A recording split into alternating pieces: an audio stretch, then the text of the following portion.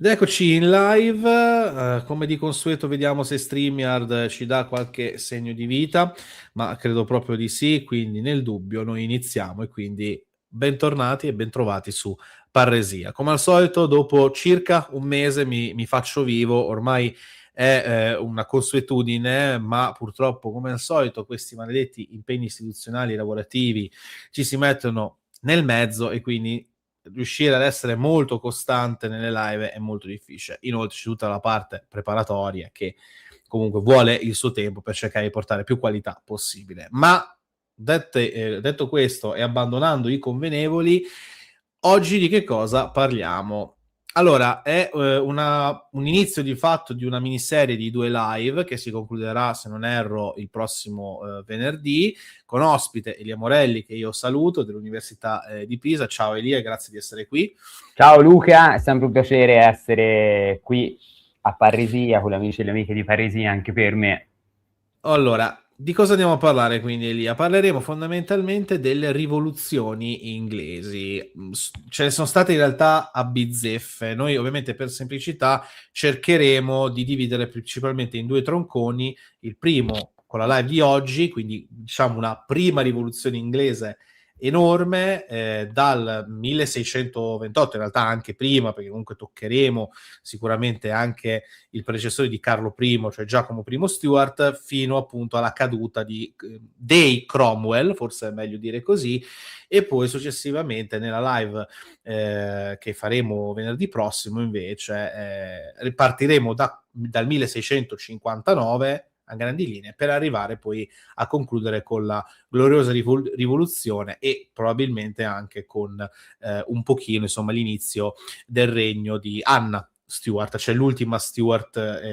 regnante. Detto questo, è interessante questo lungo periodo, intanto perché si incardina, almeno all'inizio, all'interno di un grande periodo bellico europeo che è la guerra dei 30 anni e fa pure capire come di fatto l'Inghilterra non partecipò così, diciamo, attivamente mettendo il boot on the ground come invece tutti gli altri comprimari fondamentalmente europei,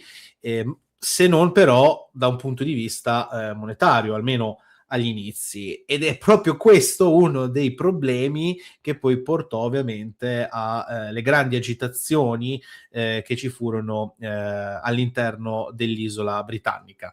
Non solo ovviamente quindi motivazioni economiche, ma pure motivazioni religiose, motivazioni politiche ovviamente, che ovviamente affronteremo e che specialmente il nostro ospite insomma ci spiegherà con dovizia di particolari. È un meraviglioso, se posso dire, laboratorio sperimentale, perché da qui c'è proprio un'evoluzione pure di questo stato, di quella che poi sarà la Gran Bretagna, da un assolutismo iniziale fino poi a piano piano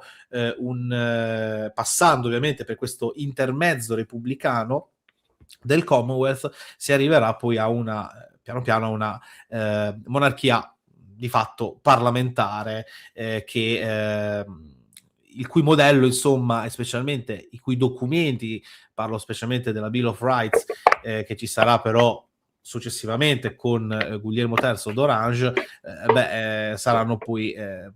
fondamenta anche per altre rivoluzioni come appunto quella americana che abbiamo affrontato insieme in un'altra miniserie che vi consiglio di andarvi a recuperare. Detto questo,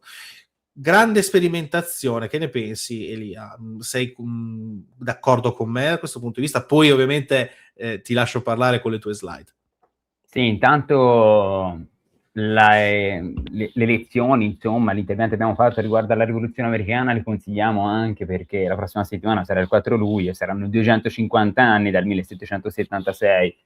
della dichiarazione di indipendenza degli Stati Uniti d'America, che subì certamente un'influenza notevole da parte di coloro che combatterono e vissero durante il periodo rivoluzionario inglese a metà 600, perché poi coloro che si trasferirono di fatto nelle 13 colonie americane andarono nel secolo successivo, cioè nel XVIII secolo, a radicare, a diffondere certi ideali, certi progetti anche di natura politica che poi avrebbero avuto una loro effettiva realizzazione non solo con la dichiarazione di indipendenza degli Stati Uniti d'America, quanto soprattutto con la nascita degli Stati Uniti, cioè con la Costituzione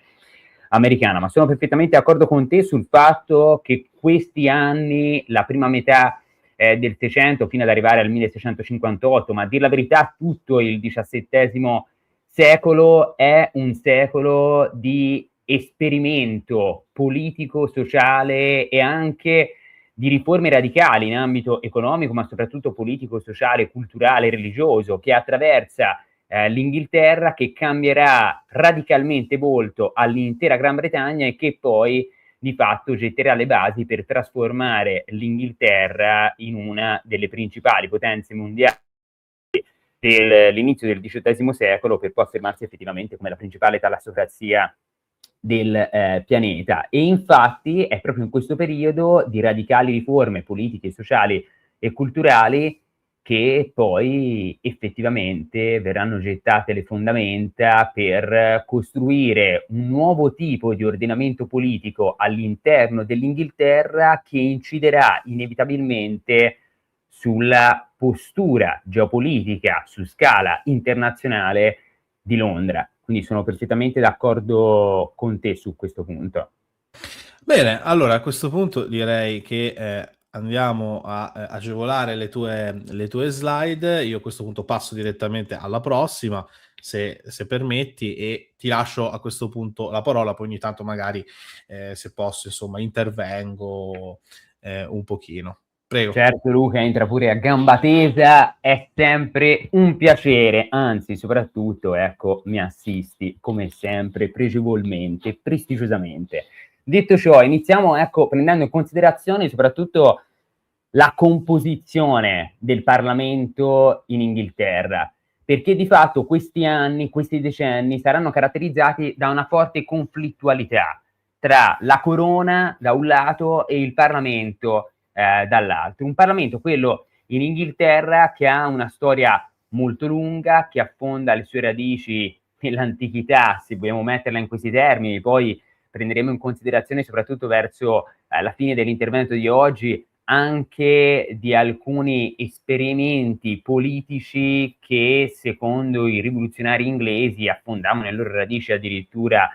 nel momento dell'invasione sassone, quindi nel periodo alto medievale. Però ecco, il Parlamento in Inghilterra nel 1295 abbiamo questo Model Parliament, questo tipo di Parlamento che apre ai rappresentanti delle contee, in particolar modo, in cui si afferma che tutto quello che riguarda la collettività dovrebbe essere approvato da tutti. È una prima affermazione di grandissima rilevanza perché sostanzialmente inaugura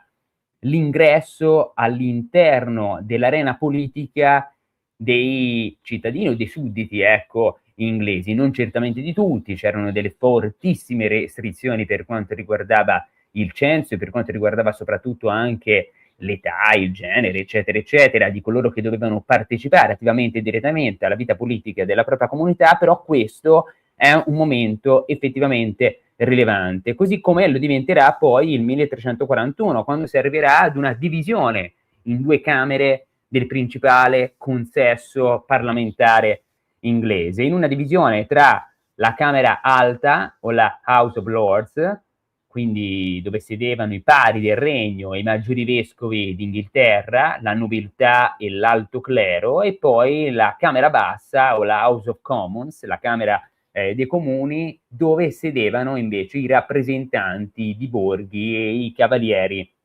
di contea.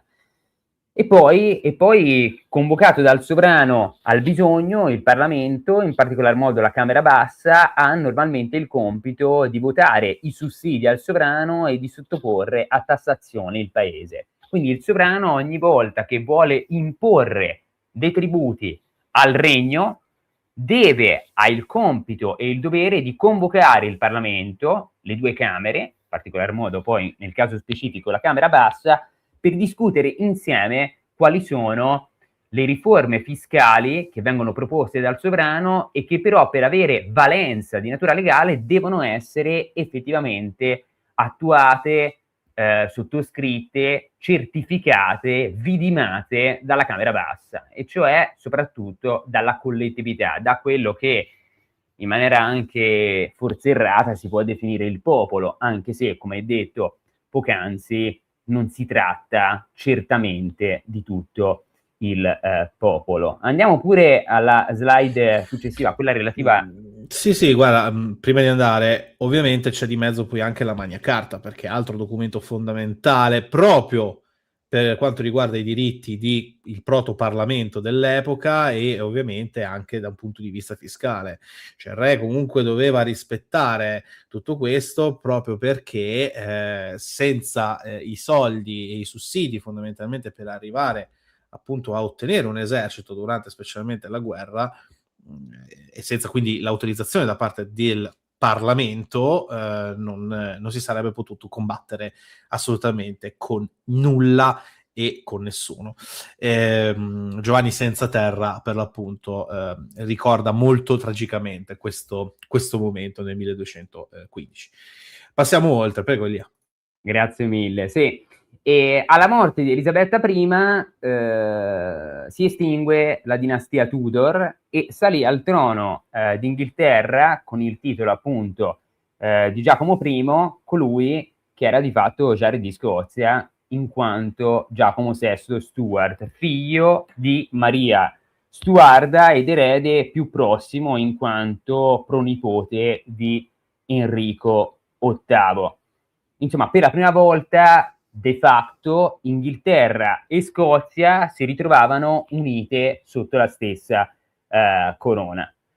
Ora, il regno di Giacomo era però profondamente lacerato dalle divisioni religiose, un'eredità questa delle improvvise e ripetute svolte compiute dai sovrani inglesi nel corso del Cinquecento. Di fatto, come già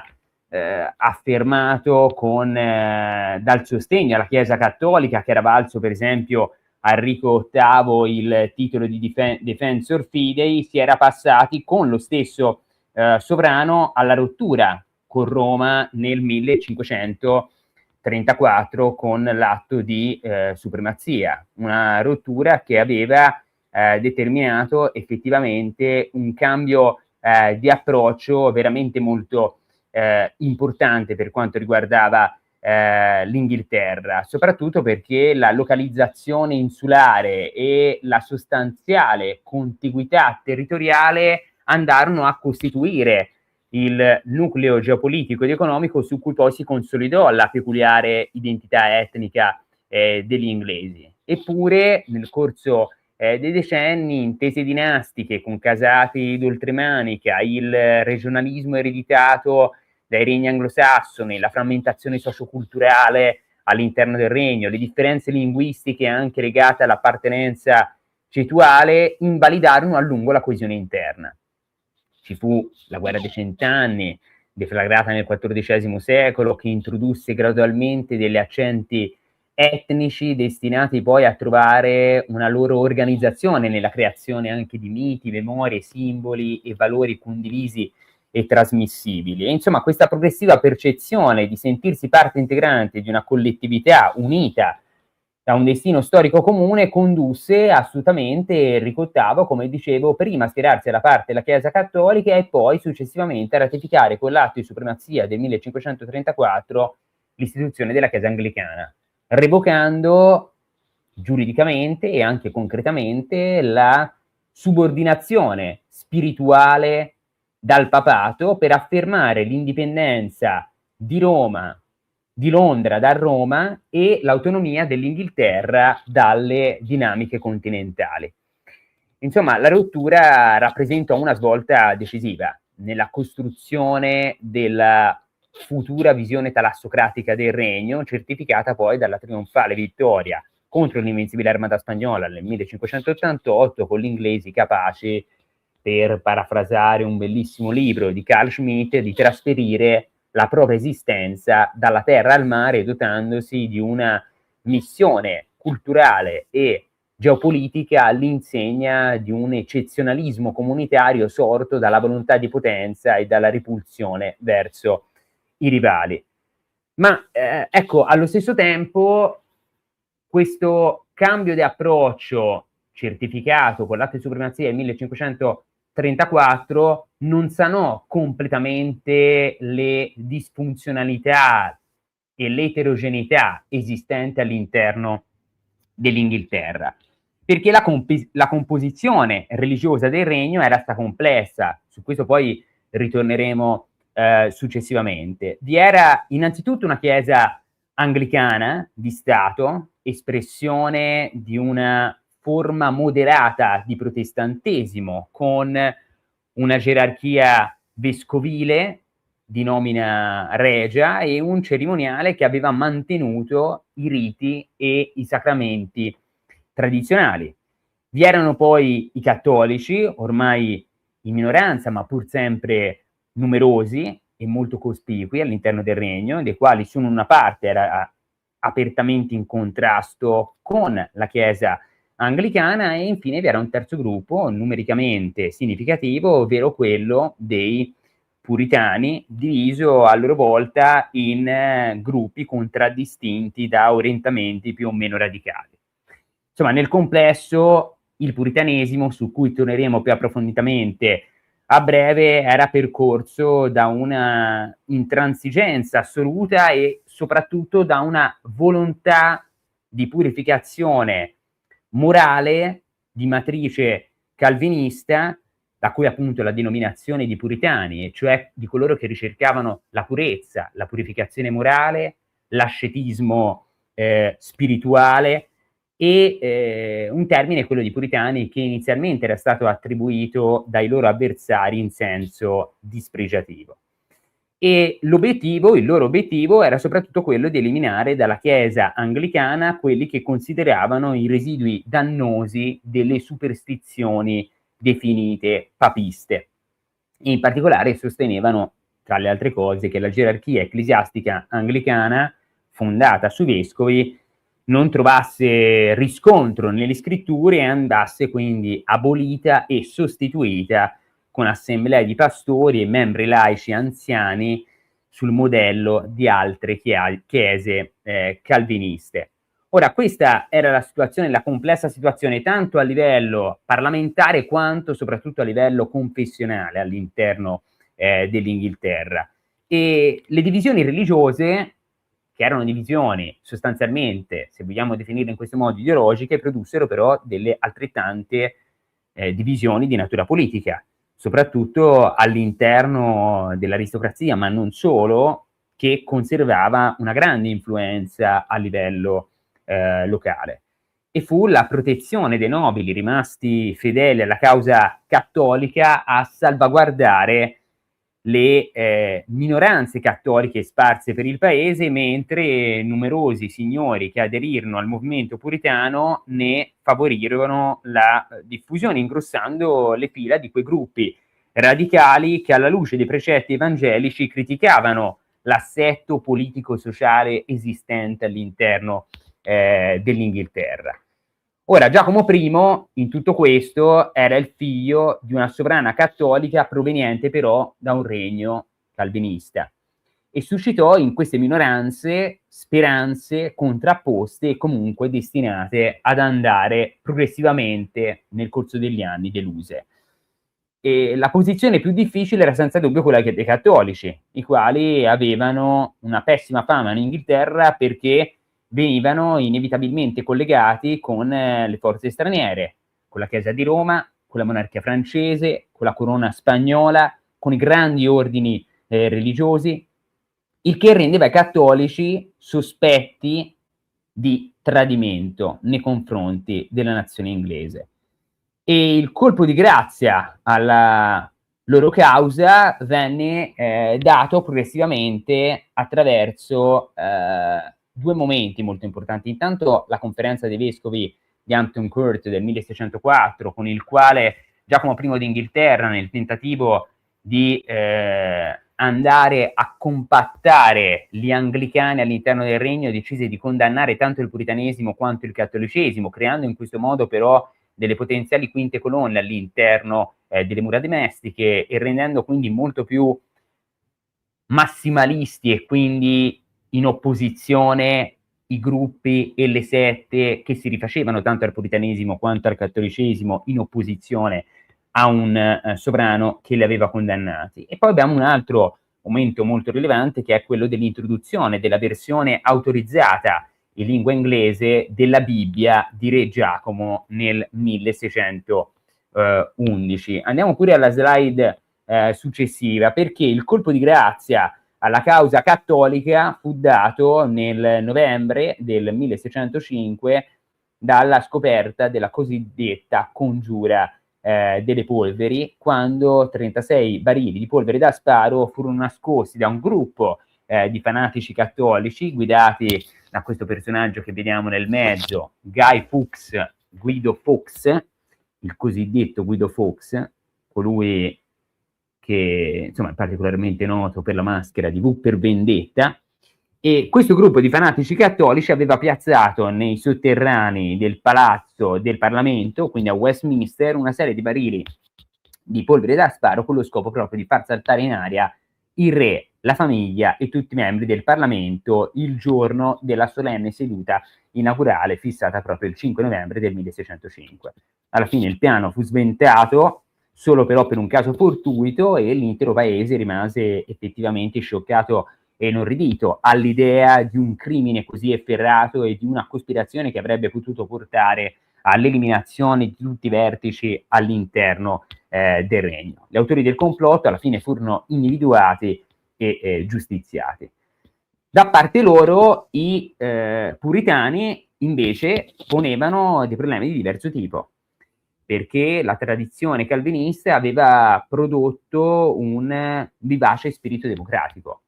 Non soltanto le assemblee che eleggevano i pastori rifiutavano ogni forma di gerarchia ecclesiastica, ma negli ambienti calvinisti si faceva sempre più strada l'idea che i sudditi avessero il diritto di ribellarsi contro il potere del sovrano se questo, invece di comportarsi come un giusto principe cristiano, si rivelava un tiranno. E inizialmente Giacomo ebbe una serie di contatti con i calvinisti, ma ben presto entrò in rotta di collisione con loro quando affermò che la gerarchia ecclesiastica di nomina regia era essenziale per la conservazione della monarchia e cercò di estendere alla Scozia addirittura la struttura organizzativa della Chiesa anglicana. Ma andiamo pure nella slide successiva, perché ovviamente le tensioni religiose, che erano così importanti, determinarono la fuga da parte di alcuni di coloro che facevano parte di queste sette, di questi gruppi confessionali. Qui per esempio riportiamo il patto del Mayflower del 1620, durante il quale i padri pellegrini, costretti a un naufragio a sbarcare non più in Virginia ma molto più a nord, in quella che sarebbe diventato il New England, più nello specifico in quella che sarebbe diventata la colonia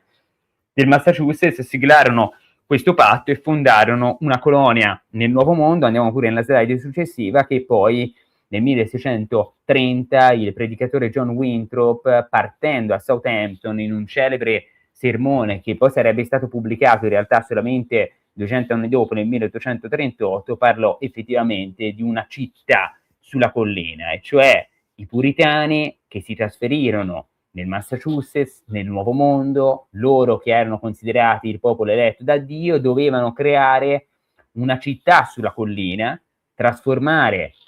quella che sarebbe diventata Boston nella nuova Gerusalemme, così da rappresentare un modello per tutte le genti sulla terra che dovevano essere illuminate da questo fulgido archetipo politico-religioso creato proprio dai puritani negli immensi spazi nordamericani. Andiamo pure nella slide successiva, perché le tensioni religiose sono molto forti, ma d'altra parte non costituivano l'unica minaccia alla solidità del regno. Come le altre monarchie dell'epoca, anche quella inglese comprese l'importanza della creazione di una corte che attirasse e al tempo stesso controllasse la nobiltà.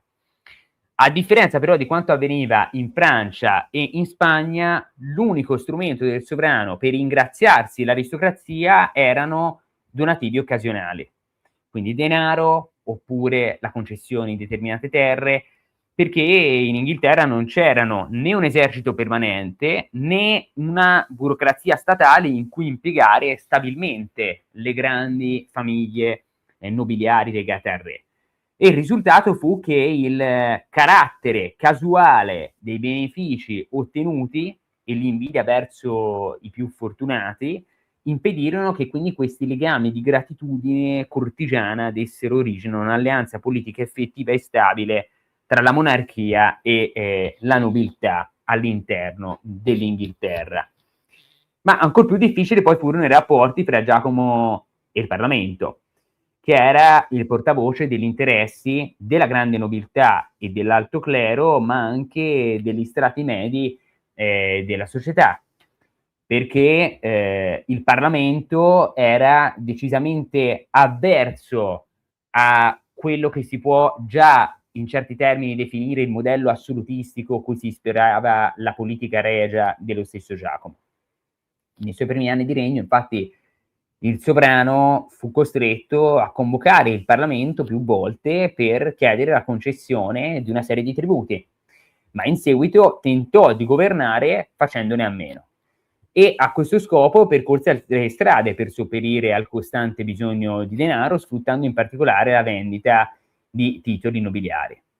Nel 1604, con questa Form of Apology and Satisfaction, la Camera dei Comuni ribadì come le libertà parlamentari siano un'eredità di diritto, non una concessione del re. E quindi la Camera dei Comuni in particolar modo si schierò contro le tendenze assolutistiche del sovrano, quali una politica fiscale particolarmente ingombrante, il commercio dei titoli e delle cariche, la vendita all'asta di possedimenti terrieri della corona. E quindi si formò un'opposizione parlamentare della nobiltà di campagna, la cosiddetta Centri, e anche della borghesia cittadina. Nel 1621 il fallimento della politica finanziaria adottata e perseguita da Giacomo I rese inevitabile rivolgersi nuovamente all'assemblea parlamentare e quest'ultima vincolò l'approvazione delle tasse richieste all'affermazione del proprio diritto a essere interpellata su tutte le questioni relative al regno e anche alla Chiesa d'Inghilterra. Infatti, durante questa protesta, avvenuta tra il 26 novembre e il 18 dicembre 1621, con una dichiarazione la Camera dei Comuni rivendicava proprio il diritto alla libertà di parola per intervenire sulle questioni di politica estera. Una delle questioni che stava particolarmente al cuore dei rappresentanti inglesi era questo piano di matrimonio spagnolo, come viene definito, tra il principe Carlo e Mariana d'Asburgo, figlia di Filippo III. I rappresentanti inglesi infatti temevano che il matrimonio tra Carlo e la figlia di Filippo III di Spagna, Marianna d'Asburgo, avrebbe potuto portare ad un rafforzamento importante del cattolicesimo all'interno dell'Inghilterra. Questo documento è un documento molto rilevante e Giacomo I decise alla fine di strapparlo e di sciogliere il Parlamento. Andiamo pure nella slide successiva, perché nel 1621 William Hackwell, che è la penna che impresse l'inchiostro sul documento, scrivendo quali erano gli elementi più importanti a cui si faceva riferimento, lui scriveva che le libertà, le concessioni, i privilegi e le giurisdizioni del Parlamento sono l'antico indubbio diritto di nascita e l'eredità dei sudditi d'Inghilterra e che le ardue e urgenti questioni riguardanti il re, lo Stato e la difesa del regno e della Chiesa d'Inghilterra, eccetera, eccetera, eccetera, nella gestione e nello svolgimento di tali affari ogni membro della Camera ha e di diritto dovrebbe avere la libertà di parola per proporre, trattare, ragionare e portare a conclusione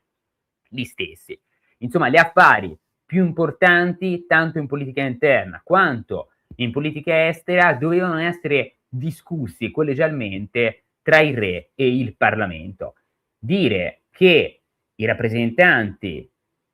del popolo inglese all'interno del Parlamento non avessero diritto di discutere di questi affari significava sostanzialmente peccare di tirannia. Andiamo pure nella slide successiva, quella dove vediamo Carlo, il successore di Giacomo, e la consorte Enrichetta Maria di Francia, il cui matrimonio fu celebrato nel 1625, l'anno in cui Carlo divenne effettivamente re d'Inghilterra, succedendo al padre. Perché quale era la situazione all'interno del regno? Intanto in Inghilterra, in questo periodo, nella prima metà del Seicento più in generale, però proprio a cavallo tra gli anni 20 e gli anni 30 del Seicento, abbiamo delle trasformazioni economiche e sociali che sono state definite effettivamente epocali. Intanto già tra la fine del Cinquecento e l'inizio del Seicento l'importanza del ruolo del Parlamento all'interno del paese crebbe vistosamente, anche per effetto dei mutamenti e dei contrasti sociali provocati dalla forte crescita economica che contraddistinse l'Inghilterra in quel periodo, perché tra la fine del Cinquecento e l'inizio del Seicento ci fu un incremento della produzione agricola molto importante, insieme ad un'espansione dell'industria tessile e anche di quella metallurgica, che rappresentarono un volano molto importante per l'implementazione della flotta mercantile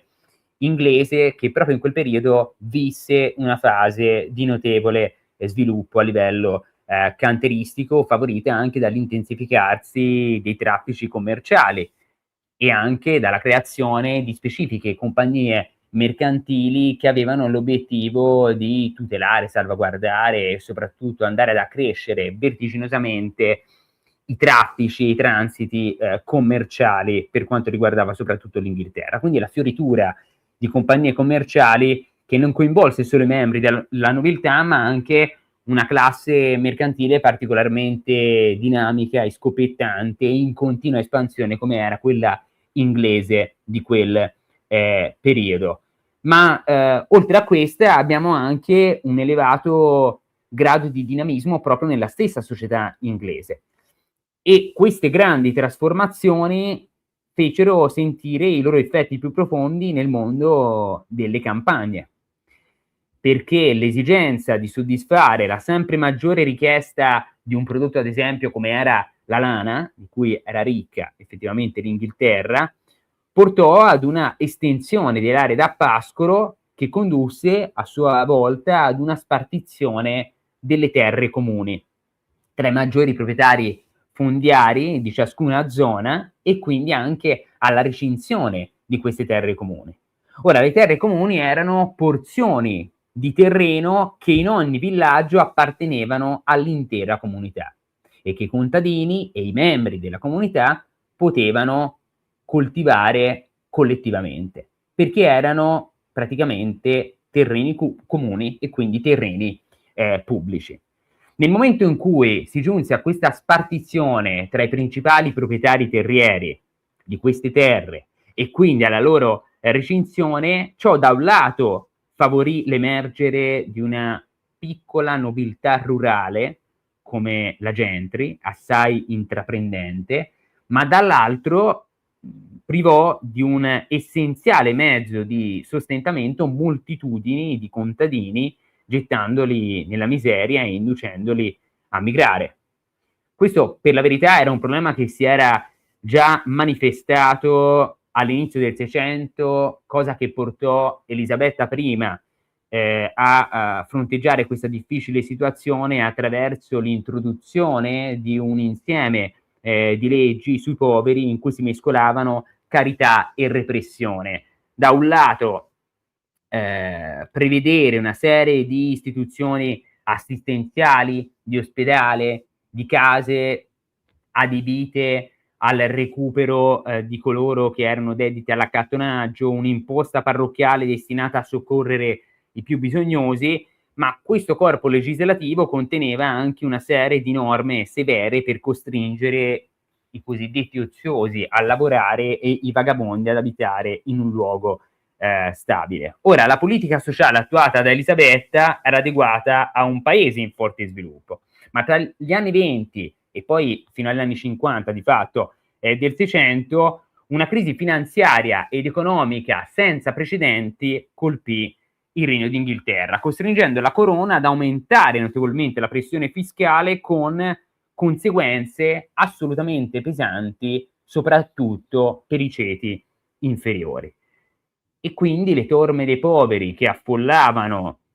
le città inglesi si trovavano a vivere in condizioni sempre peggiori e i provvedimenti di polizia che avevano l'obiettivo di rinchiudere in case di correzione o di mandare sulla forca chiunque fosse sospettato di far parte di una delle tante bande di furfanti che imperversavano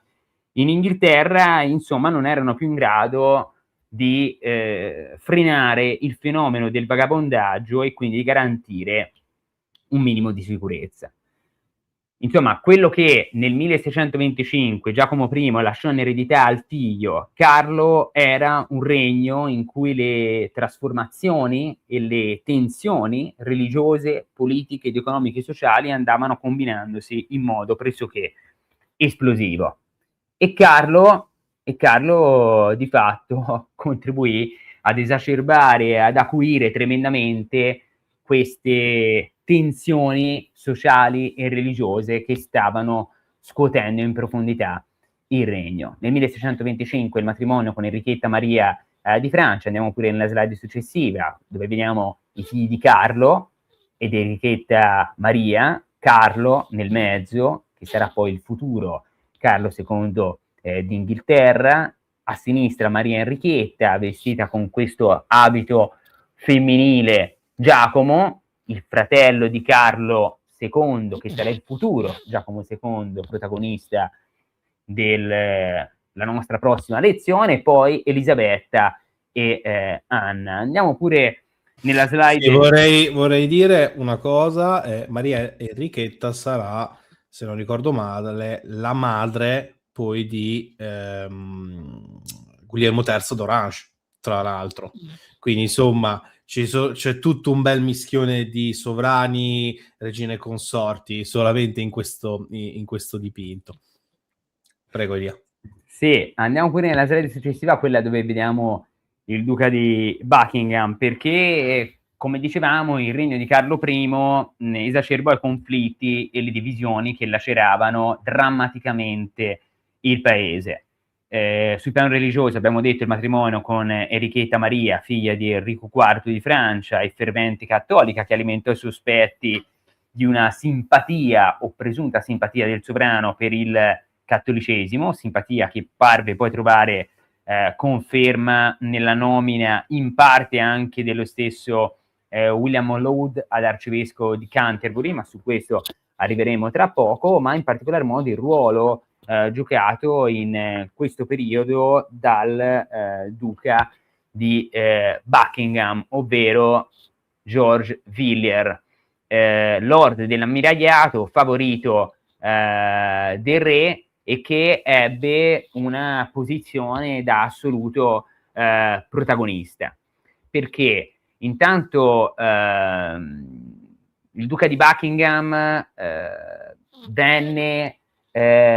aveva già giocato un ruolo molto importante durante il regno di Giacomo I, aveva dovuto la sua fortuna all'appoggio del partito antispagnolo, ma ad ogni modo per assecondare Giacomo I sostenne il matrimonio dell'infanta di Spagna con il principe Carlo, che accompagnò a questo scopo a Madrid nel 1623, e l'insuccesso di tale viaggio orientò poi successivamente anche la sua politica contro la Spagna. Una volta salito al trono Carlo I, Buckingham accrebbe ancora il suo potere. Già nel 1619 era stato nominato Lord dell'Ammiragliato, nel 1623 era stato intitolato del Ducato di Buckingham, ma nel 1625 sotto Carlo I decise di proporre l'istituzione di una triplice alleanza con la Danimarca e i Paesi Bassi, e nel 1627 dopo il suo fallimento della politica di potenza inglese ai danni degli spagnoli, con Carlo che aveva chiesto al duca di Buckingham di intercettare e saccheggiare i galeoni spagnoli che tornavano dall'America cariche di oro, fallito il suo compito a causa essenzialmente della sua inesperienza nelle operazioni militari. Nel 1627, scoppiata la guerra con la Francia e vista soprattutto la necessità all'interno del regno francese di voler contrastare gli ugonotti, con l'obiettivo da parte del cardinale di Richelieu di voler eliminare le piazzaforti militari ugonotte e quindi di modificare sostanzialmente l'editto di Nantes del 1598 per cercare di compattare maggiormente il regno e di accentrare ancora di più il potere nelle mani del sovrano. Ecco che Buckingham prese il comando della sfortunata spedizione militare inglese in aiuto degli ugonotti della Rochelle, e tutto questo determinò sostanzialmente una perdita di consenso da parte dello stesso Buckingham all'interno del regno inglese, fino alla sua estromissione dal potere già nel 1626, ma ancora di più dopo il 1627. E nel 1628 il buon duca di Buckingham viene addirittura eliminato, pugnalato da John Felton, che era un esponente, un ufficiale dell'esercito scontento dalle fallimentari manovre tattiche orchestrate da Buckingham. Andiamo pure nella slide successiva, quella relativa Guarda, do qualche nota di colore se posso. Allora, il duca di Buckingham diciamo che è salito un po' agli onori di fatto della memoria, più che altro nella sua controparte romanzesca dei Tre Moschettieri di Alexandre Dumas. Il suo assassinio, faccio un piccolo spoiler, anche se insomma se non vi siete letti questo libro, beh, fatelo alla svelta, primo ovviamente di una trilogia, tra parentesi. Il suo assassinio per mano di John Felton in realtà all'interno perlomeno del romanzo è mediato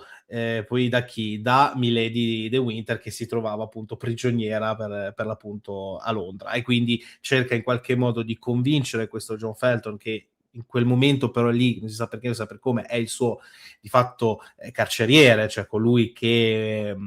è un po' il secondino di fatto così della sua prigionia, e a un certo punto riesce con grandi magheggi psicologici a convincerlo ad assassinare il duca di Buckingham. E quindi interessante vedere come la narrazione fittizia e romanzesca poi dei vari feuilleton tipici di Dumas padre poi si va a incardinare nella storia. E invece ritorno un attimo su quello che è un po' la passeggiata spagnola, la passeggiata romantica spagnola, un po' come veniva chiamata. Poi ci sono in realtà varie eccezioni di Carlo I e di Buckingham per andare in Spagna, insomma, a cercare mogli fondamentalmente, e alleanze poi anche con gli stessi spagnoli. Viene descritta sempre in un romanzo che qui ovviamente è stato già letto e riletto, cioè il primo romanzo della serie del Capitano alla Triste. Quindi si vede anche nel film Il destino di un guerriero. E insomma, sì, spedizione, come hai giustamente detto, che fallì, anche perché poi pure la stessa infanta insomma, non riteneva così piacente persino lo stesso Carlo. Quindi insomma, ecco, magari giusto per dare qualche informazione in più. Ecco qua, prego Elia. Grazie mille Luca, anche per queste note cromaticamente sgargianti. La situazione quindi era molto complessa all'interno dell'Inghilterra, tanto che Carlo I decise di fare ricorso a prestiti forzosi, fece arrestare per esempio i magistrati che non applicavano i suoi ordini, ma insomma la situazione era soprattutto complessa, in particolar modo per quanto riguardava le casse dello Stato e la ricerca di denaro. tanto che nella primavera del 1628 le esigenze fiscali della corona resero inevitabile una nuova convocazione del Parlamento. E il Parlamento a questo punto non si limitò a criticare la politica di Carlo, particolarmente esosa dal punto di vista economico-finanziario, ma approvò una petizione dei diritti. Una petizione dei diritti con la quale si impone al re alcune cose. Intanto di non emettere nuove tasse senza che queste siano approvate dal Parlamento, di non imprigionare un uomo libero senza regolare processo,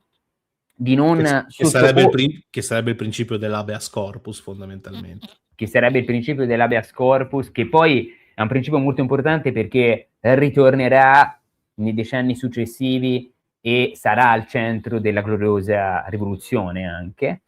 Un altro elemento è quello di non sottoporre uomini liberi a tribunali speciali e di non costringere uomini liberi ad alloggiare truppe nelle loro case. Insomma, anche la stessa legge marziale non poteva essere introdotta senza il consenso del Parlamento. Insomma, un documento che conteneva una serie di richieste con cui il Parlamento sostanzialmente dava voce alle proteste che si levavano dalle varie componenti della società inglese. Chiedeva l'esclusione appunto del ricorso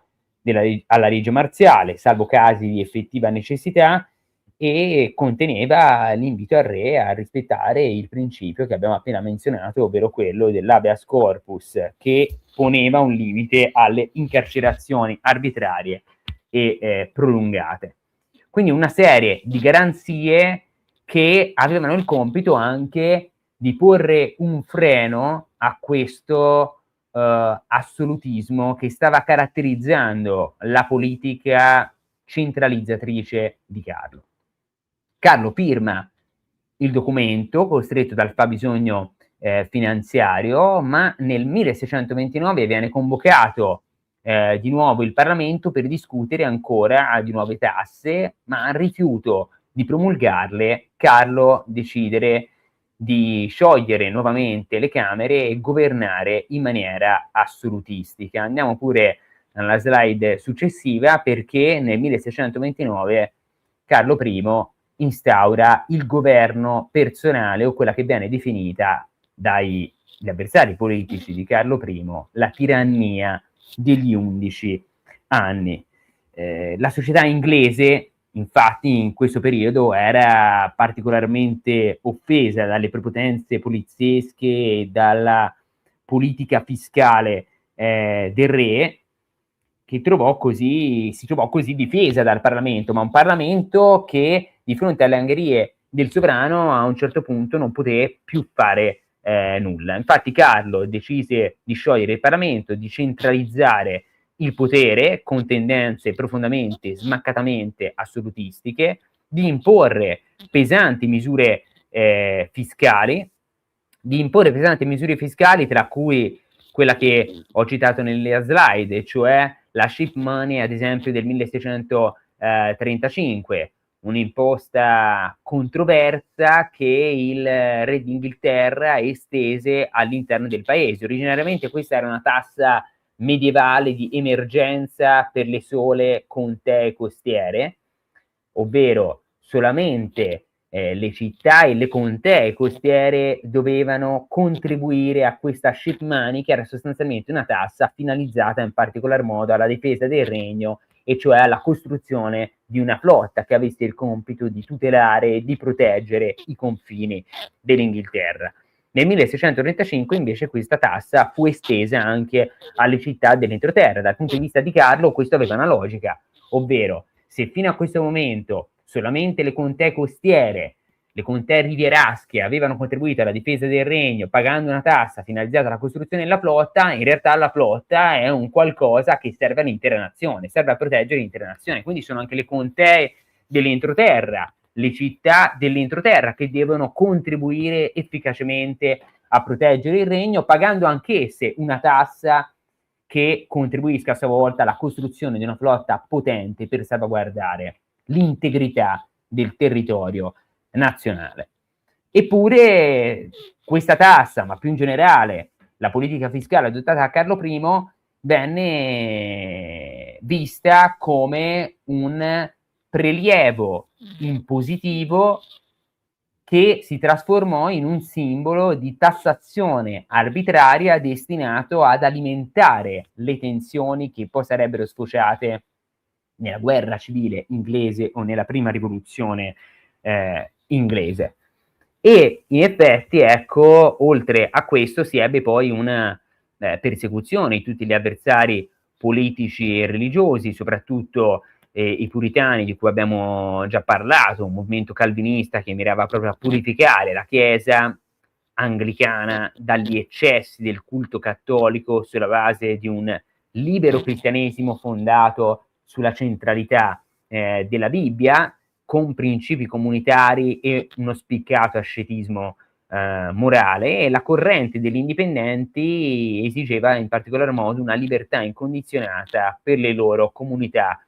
religiose. Andiamo pure nella slide successiva, ovvero quella relativa a William Laud, perché effettivamente il re d'Inghilterra Carlo I decise di nominare tutta una serie di consiglieri che poi avevano il compito di attuare la politica centralizzatrice del sovrano. La persecuzione nei confronti dei puritani, dei capi dell'opposizione parlamentare, perché questo governo personale inaugurato nel 1629 venne attuato attraverso delle incarcerazioni arbitrarie nei confronti dei capi dell'opposizione presenti in Parlamento, che per l'appunto si stavano opponendo a questa politica tirannica portata avanti dal sovrano. Ora, l'elemento centrale per quanto riguarda William Laud è comprendere meglio qual è il complesso panorama confessionale, religioso confessionale che caratterizza l'Inghilterra. In parte l'abbiamo già detto in questa divisione tra l'anglicanesimo, il puritanesimo e i cattolici. Cioè da dire, ecco, che l'anglicanesimo era sostanzialmente una confessione religiosa nata nel 1534 con l'atto di supremazia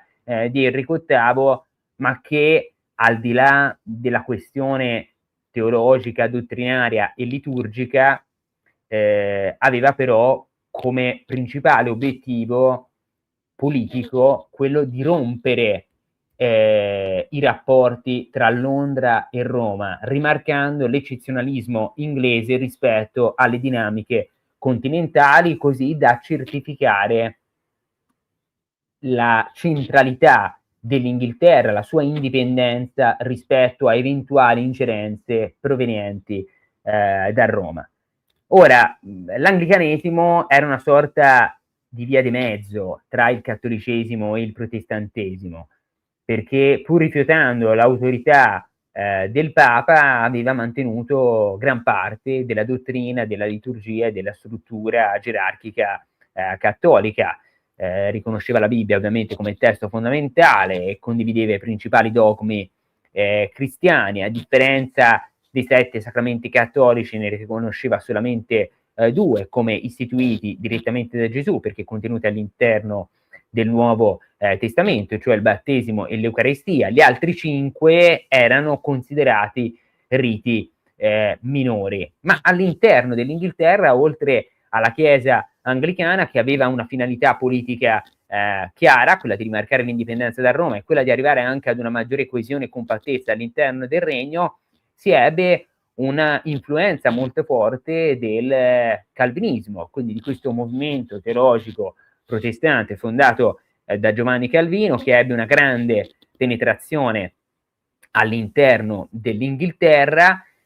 e che andò a influenzare in maniera importante il puritanesimo, che è, se vogliamo definirlo in questi termini, un'espressione radicale e un'evoluzione locale del calvinismo per quanto riguardava proprio l'Inghilterra stessa, perché i puritani si possono definire effettivamente dei calvinisti intransigenti che volevano purificare la Chiesa anglicana estirpando ogni residuo cattolico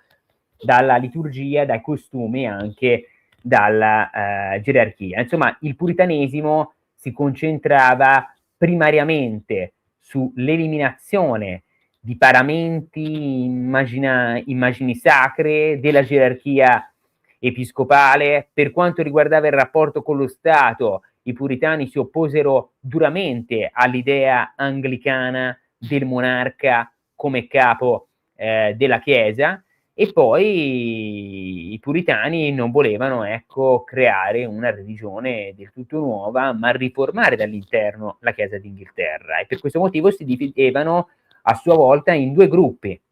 i presbiteriani, che volevano sostituire i vescovi con consigli di anziani, riprendendo appunto i presbiteriani scozzesi, e gli indipendenti, che invece erano favorevoli all'autogoverno di ogni singola congregazione. E qui, se vogliamo, possiamo introdurre anche un'altra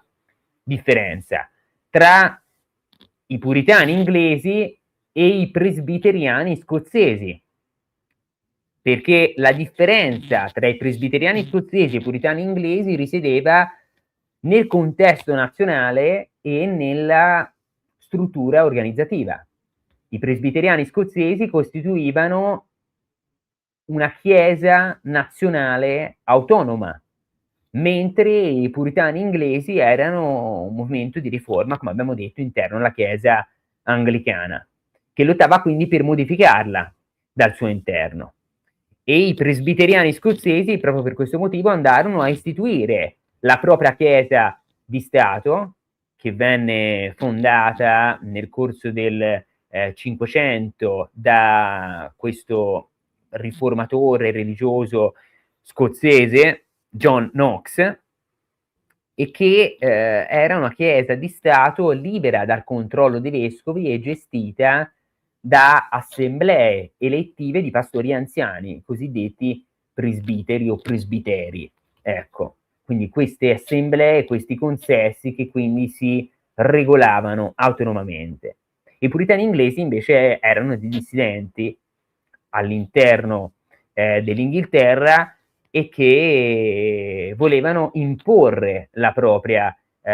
visione. Ma anche per quanto riguardava l'organizzazione ecclesiastica, entrambi i movimenti, tanto i presbiteriani quanto i puritani, seguivano la teologia calvinista, ma i presbiteriani, ad esempio, erano favorevoli ad una struttura piramidale basata proprio su sinodi e assemblee, mentre i puritani inglesi, in particolare la corrente degli indipendenti, rifiutavano ogni forma di sinodo nazionale, sostenendo che ogni singola congregazione dovesse essere autonoma e autogestita.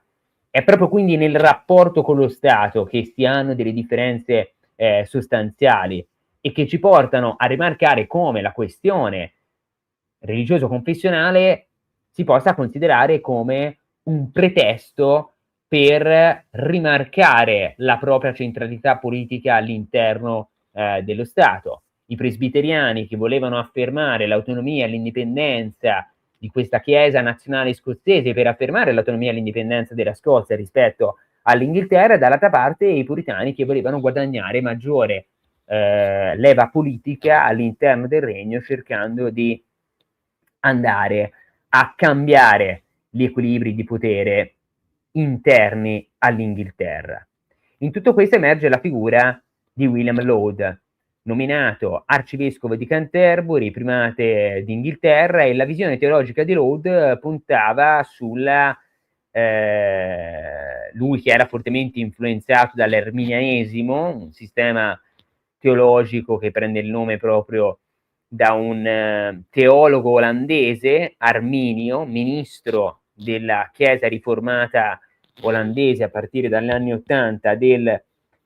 500, e gli arminiani, che si definiscono come coloro che si riconoscono in genere la Bibbia come assoluta regola di fede e di condotta, e pongono tutti forte enfasi sul sacrificio di Cristo in croce come unica offerta di salvezza per tutta l'umanità. Sì, Quindi se posso aggiungere qualcosa, prego. così ti do anche, cioè, magari ti faccio fare un attimo una pausa, poi ti dico da un punto di vista tecnico, Elia, stai attento perché qualcosa sta sfregando contro il tuo microfono e quindi ogni tanto si sente leggermente gracchiare. Probabilmente saranno vestiti o il computer stesso che sfrega sul microfono. Comunque, a prescindere da questa nota tecnica, la cosa peculiare da dire dell'arminianesimo e in particolar modo di William Laud è, sono due cose. Da un punto di vista della confessione, c'è tutto il discorso ovviamente della grazia, tipico ovviamente di tutta quel marasma che è appunto il calvinismo e qualsiasi diciamo leggera modifica per ogni singola confessione diciamo calvinista che esisterà per tutta insomma questa parte della storia moderna, è ovvero la dottrina della grazia e l'accettazione più che altro della grazia stessa. In poche parole, gli arminiani credevano che l'uomo potesse persino, insomma, arrivata la grazia, diciamo, di Dio, possono persino rifiutarla, questa grazia di Dio. Cioè, fondamentalmente sottolineavano un particolare aspetto, cioè bisognava in qualche modo essere disponibili alla fede e disponibili a riconoscere Gesù Cristo come appunto Signore e Salvatore. Questo era di fatto ciò che era importante. Per quanto riguarda William Laud, ricordiamoci, è arcivescovo di Canterbury, come giustamente hai detto, dal 1633, se non ricordo male. Questo significa che però tutti i cerimoniali, come giustamente hai detto te, Elia, della Chiesa anglicana, con anche un pizzichino di arminianesimo, ovviamente, piacevano tantissimo all'arcivescovo di Canterbury, tanto che appunto essendo all'interno della cerchia ristretta di Carlo I Stuart, beh, in qualche modo lo spinsero poi, e qua ti faccio proprio l'assist, Elia, lo spinsero proprio a arrivare a provare a dare questa diffusione dell'anglicanesimo in salsa un pochino arminiana all'interno di, in primis, la Scozia e poi persino l'Irlanda. Senza contare ovviamente tutta la parte dell'Inghilterra, di Londra e anche del Galles, in cui ovviamente però si conviveva con almeno un terzo dei parlamentari inglesi che era però di fede protestante comunque, ma protestante nel senso di puritana. Questo ovviamente cozzava molto, cozzava anche ovviamente con la madrepatria fondamentalmente dello stesso re, cioè la Scozia stessa, profondamente ecco, calvinista, e quindi questo anglicanesimo insomma e specialmente visto come una sorta di papismo 2.0 era estremamente fastidiosa per gli scozzesi, tanto da considerare quasi Carlo I come una sorta di traditore da un certo punto di vista. E con questo tentativo da parte di Carlo I, ed eccoti qua l'assist, di diffondere persino in Scozia l'anglicanesimo, ovviamente, se posso, passo alla slide successiva, si arriverà appunto alla firma dei Covenanters, cioè del patto dei Covenant scozzesi. E qua ti do la parola, Elia. Spero di non aver interrotto il filo del tuo discorso. No, magari restiamo sull'altra slide, su quella precedente di William Laud, perché almeno ecco, facciamo un attimino il punto sul fatto che Laud, che era ovviamente sostenuto da Carlo I, promosse quello che tu giustamente hai definito una sorta di alto anglicanesimo che hai definito altrettanto giustamente papismo 2.0, perché poneva forte enfasi sui sacramenti, sulla liturgia solenne, sulla gerarchia episcopale. Insomma, in questo approccio si opponeva direttamente alle proposte rigorose, estreme, radicali, provenienti tanto dai puritani quanto dai presbiteriani, tanto che nel corso degli anni Carlo e Laud autorizzarono diverse spedizioni nelle parrocchie perché controllori direttamente insegnati dall'arcivescovo di Canterbury verificassero che non vi fossero irregolarità di condotta e di celebrazione, e lo stesso Laud combatté tenacemente contro la dottrina puritana quanto contro quella presbiteriana, adottando tutta una serie di pratiche di un certo tipo, ad esempio l'imposizione di questo Book of Common Prayer del 1637 agli scozzesi presbiteriani, ovvero questo nuovo libro liturgico con il quale il primate d'Inghilterra e Carlo I intendevano instaurare in Scozia il rito anglicano. La Chiesa di Scozia usava il Book of Common Prayer di Edoardo VI 1552 fino a quando appunto il riformatore John Knox introdusse il Book of Common Order 1556, poi soprattutto nel 1562, redatto a Ginevra e influenzato profondamente dal calvinismo. A questo punto sì, andiamo pure nella slide della firma dello Scottish National Covenant a Greyfriars Kirkyard a Edimburgo,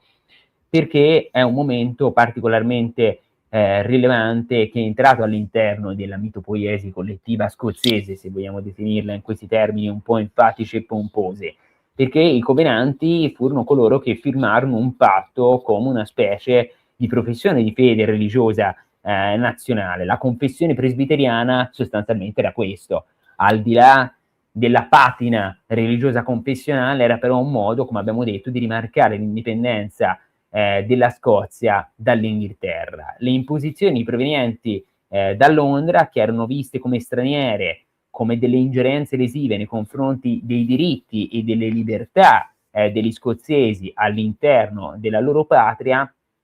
portarono alla deflagrazione delle guerre dei vescovi tra il 1639 e il 1640. Andiamo pure nella slide successiva, dove un ruolo da assoluti protagonisti lo ebbero questi due signori. Archibald Campbell, primo marchese di Argyll, leader politico dei Covenanti, e il Alexander Leslie, primo conte di Leven, comandante militare dei Covenanti, che decisero insomma di adottare una postura bellicosamente massimalista nello scontrarsi audacemente e in maniera pugnace contro le ingerenze provenienti da Londra. Un conflitto questo veramente molto importante e che portò insomma i presbiteriani scozzesi a costituire un esercito che crebbe fino a oltre 20.000 uomini, e dal 1639 a riunirsi sotto una bandiera blu recante il motto Alleanza per Cristo e la corona. E Alexander Leslie fu colui che guidò in maniera audace proprio gli scozzesi contro gli inglesi, tanto da riportare anche diverse vittorie, ma su questo arriveremo a breve. Diverse vittorie che poi tra l'altro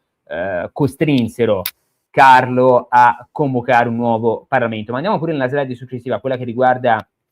l'Irlanda, perché oltre a Laud, un altro grande consigliere tra i principali artefici della politica di Carlo I fu sicuramente Thomas Wentworth, primo conte di Strafford, consigliere appunto del re, luogotenente, signore assoluto, se vogliamo mettere in questi termini, d'Irlanda tra il 1632 e il 1640, e fu il braccio armato di Carlo per quanto riguardava l'Irlanda, perché Wentworth arrivò nell'isola nel 1632-1633 con l'obiettivo di applicare una politica centrale molto forte e innanzitutto si adoperò per risanare le finanze della colonia. L'Irlanda ormai da molto tempo era stata trasformata in una sorta di laboratorio coloniale per quanto riguardava l'Inghilterra, tanto che gli irlandesi erano considerati dagli apparati strategici di Londra come una sorta di subumani, ed effettivamente i diversi scritti di questi anni certificano le profonde discriminazioni razziali ai danni degli irlandesi e anche la terribile, tragica, drammatica colonizzazione dell'Irlanda portata avanti dall'Inghilterra in questi anni. Ma ad ogni modo il primo conte di Strafford si adoperò per risanare le finanze della colonia, azzerare la pirateria marittima e rilanciare il commercio, ma a costo di pesanti dazi e monopoli regi che allenarono sia i coloni protestanti che soprattutto i cattolici, anche perché il conte di Strafford mise in discussione i titoli di proprietà terriera dei vecchi clan gaelici e dei coloni di antico insediamento, minacciando e attuando confische su larga scala per redistribuire le terre ai nuovi coloni leali alla corona e per arricchire soprattutto le casse statali di Londra. Non solo, si cercò anche di lavorare per allineare la Chiesa d'Irlanda agli standard anglicani, attuando una sorta di politica religiosa molto simile a quella che era stata attuata nei confronti dei presbiteriani scozzesi. Tutto questo andò ad esacerbare, ad acuire ancora di più le tensioni. Andiamo pure nella slide successiva. Perché? Perché Carlo aveva bisogno di tributi che fino a quel momento erano stati introdotti in maniera forzosa, ma in quel momento era necessario convocare un Parlamento. Venne convocato quello che è passato alla storia come lo Short Parliament, ovvero il Parlamento breve, per il 13 aprile e il 5 maggio 1640, convocato per chiedere i fondi necessari alla guerra contro i ribelli scozzesi che nel frattempo stavano sostanzialmente vincendo contro l'esercito inglese, ed è proprio per questo motivo che Carlo decise di convocare il Parlamento, perché era minacciata l'integrità territoriale dell'Inghilterra stessa di fronte alla controffensiva scozzese. Il 17 aprile del 1640 John Pym, puritano di spicco del Parlamento breve e poi successivamente anche del Parlamento lungo, pronunciò un lungo discorso nel quale espresse audacemente il rifiuto della Camera dei Comuni di votare sussidi a meno che non venissero affrontati gli abusi commessi della monarchia nel corso di quelli 11 anni passati alla storia come la tirannia del governo personale di Carlo I. Nell'agosto del 1640 i covenanti scozzesi guidati da Alexander Leslie invasero e occuparono parti dell'Inghilterra, tanto quindi da non solo mettere a repentaglio, ma disintegrare in un certo senso l'integrità territoriale del regno, perché riuscirono a sconfiggere le truppe regie di Carlo nella battaglia di Newburn, occupando rapidamente Newcastle e Durham. Questo, insomma, rappresentò uno shock all'interno dell'Inghilterra, tanto da arrivare alla tregua di Ripon proprio del 1640. A quel punto Carlo è costretto nuovamente a convocare il Parlamento lungo, il Long Parliament, costituito da 470 membri, e l'Assemblea decide immediatamente di prendere delle misure molto importanti per tentare di arginare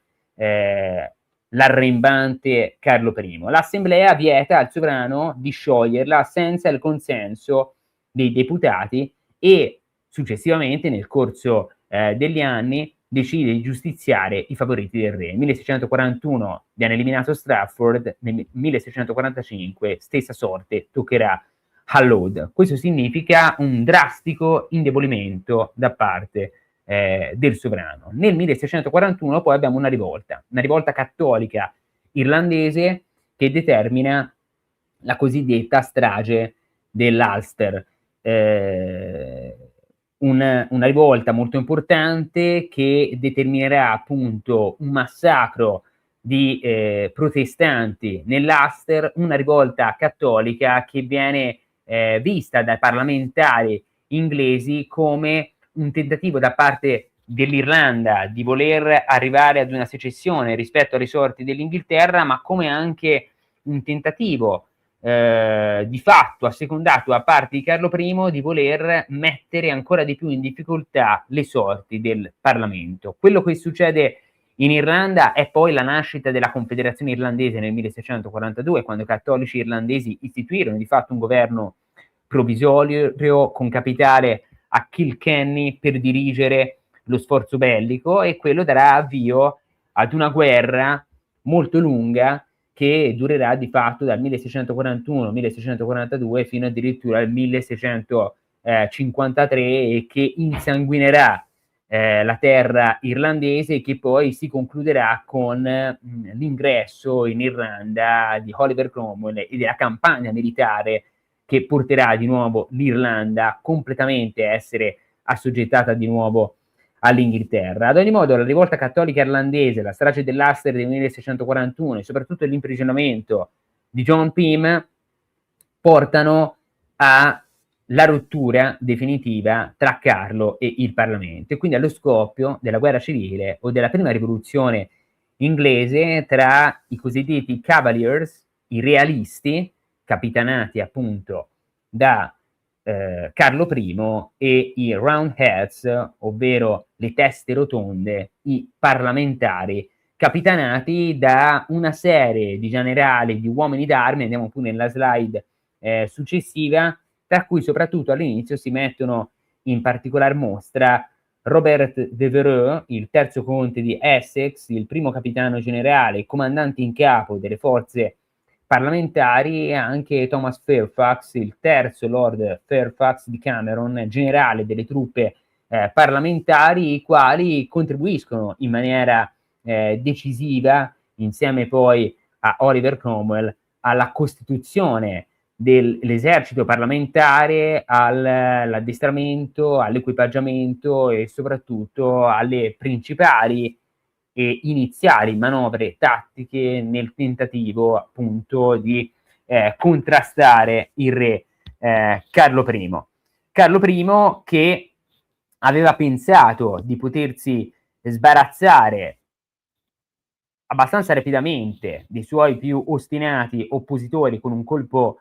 di mano, tanto che tentò di far arrestare alcuni leader parlamentari, ma il popolo londinese prese le armi per difendere i parlamentari e il re a quel punto dovette abbandonare la città. E nei mesi successivi entrambe le parti si prepararono alla guerra civile, che scoppiò ufficialmente nell'agosto 1642. Con il re da un lato si schierarono la Chiesa anglicana, i cattolici e i cavalieri, ovvero quasi tutta la grande nobiltà, nonché buona parte delle regioni nord-occidentali meno urbanizzate, e sul fronte opposto, quello dei parlamentari, si collocarono i puritani, gli indipendenti, le cosiddette teste rotonde, chiamate così perché portavano i capelli corti, mentre fluenti cascate di riccioli contraddistinguevano gli aristocratici, la gentry, la borghesia mercantile emergente, gli artigiani, i piccoli proprietari terrieri, i contadini, una buona parte dei contadini, e nonché Londra e il sud-est dell'Inghilterra. E in una prima fase l'indiscussa superiorità in termini di addestramento, organizzazione e di equipaggiamento permise all'esercito di Carlo I, guidato da nobili abituati a compiti di comando, di avere la meglio sulle forze messe insieme dal Parlamento, al cui interno non mancava chi riteneva necessario addirittura raggiungere un'intesa con il re per evitare inutili spargimenti di sangue. Andiamo pure nella slide successiva. Perché sì, scusami se ti interrompo, Elia. Tu intanto mi senti? Sì. Ok, la mia videocamera fa un pochino di bizze, infatti mi vedete frizzato, però se tu mi senti e mi sentite va bene ti sento così. Ma non ti vedo. Vabbè, perché ho tolto fondamentalmente la cam, importante che mi sentiate. Prego, scusami per l'interruzione. La battaglia di Marston Moor, il 2 luglio 1644, è la prima battaglia importante della guerra civile inglese, in cui i parlamentari capitanati a Lord Fairfax dal conte di Manchester, insieme ai covenanti scozzesi guidati dal conte di Leven, Leslie, sconfiggono i realisti comandati dal principe Rupert e dal marchese di Newcastle, assediati a York. Poi abbiamo un'altra battaglia molto importante, andiamo pure alla slide successiva, quella di Nesby, il 14 giugno 1645, in cui il New Model Army, il nuovo esercito creato e comandato in maniera importante da Sir Thomas Fairfax e soprattutto da Oliver Cromwell, annientò il principale esercito realista guidato dal re Carlo e dal principe Rupert. E queste battaglie sono molto importanti perché risultano decisive per il vantaggio ottenuto dai parlamentari inglesi contro l'indebolito esercito realista. Andiamo pure nella slide successiva, quella di The Kingdom's Monster del 1643, perché nel 1643, nel pieno della crisi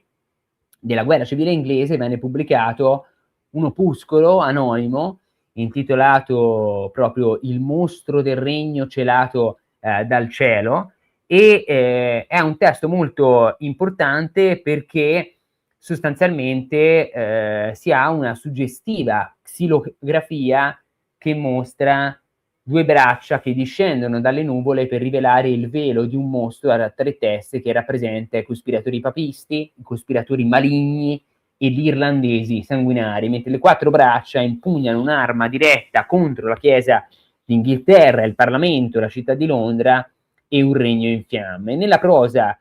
che segue l'autore scrive, cito: questo mostro, seguendo l'odio dei suoi antenati, cerca di distruggere il regno e lo Stato. Mentre Chiesa e regno dovrebbero giacere oppressi, soggetti al loro cieco papismo, a lungo camminò avvolto in un mantello finché la testa di Strafford non fu tagliata e poi si ruppe e andò disintegrata. Insomma, Sir Thomas Wentworth, primo conte di Strafford, che venne eliminato nel 1641, aleggiava appunto come un fantasma anche dopo la sua esecuzione, e offre questa un'affascinante testimonianza di quanto fosse disprezzato nella sfera pubblica inglese e di quanto soprattutto rappresentava effettivamente per i parlamentari il braccio armato utilizzato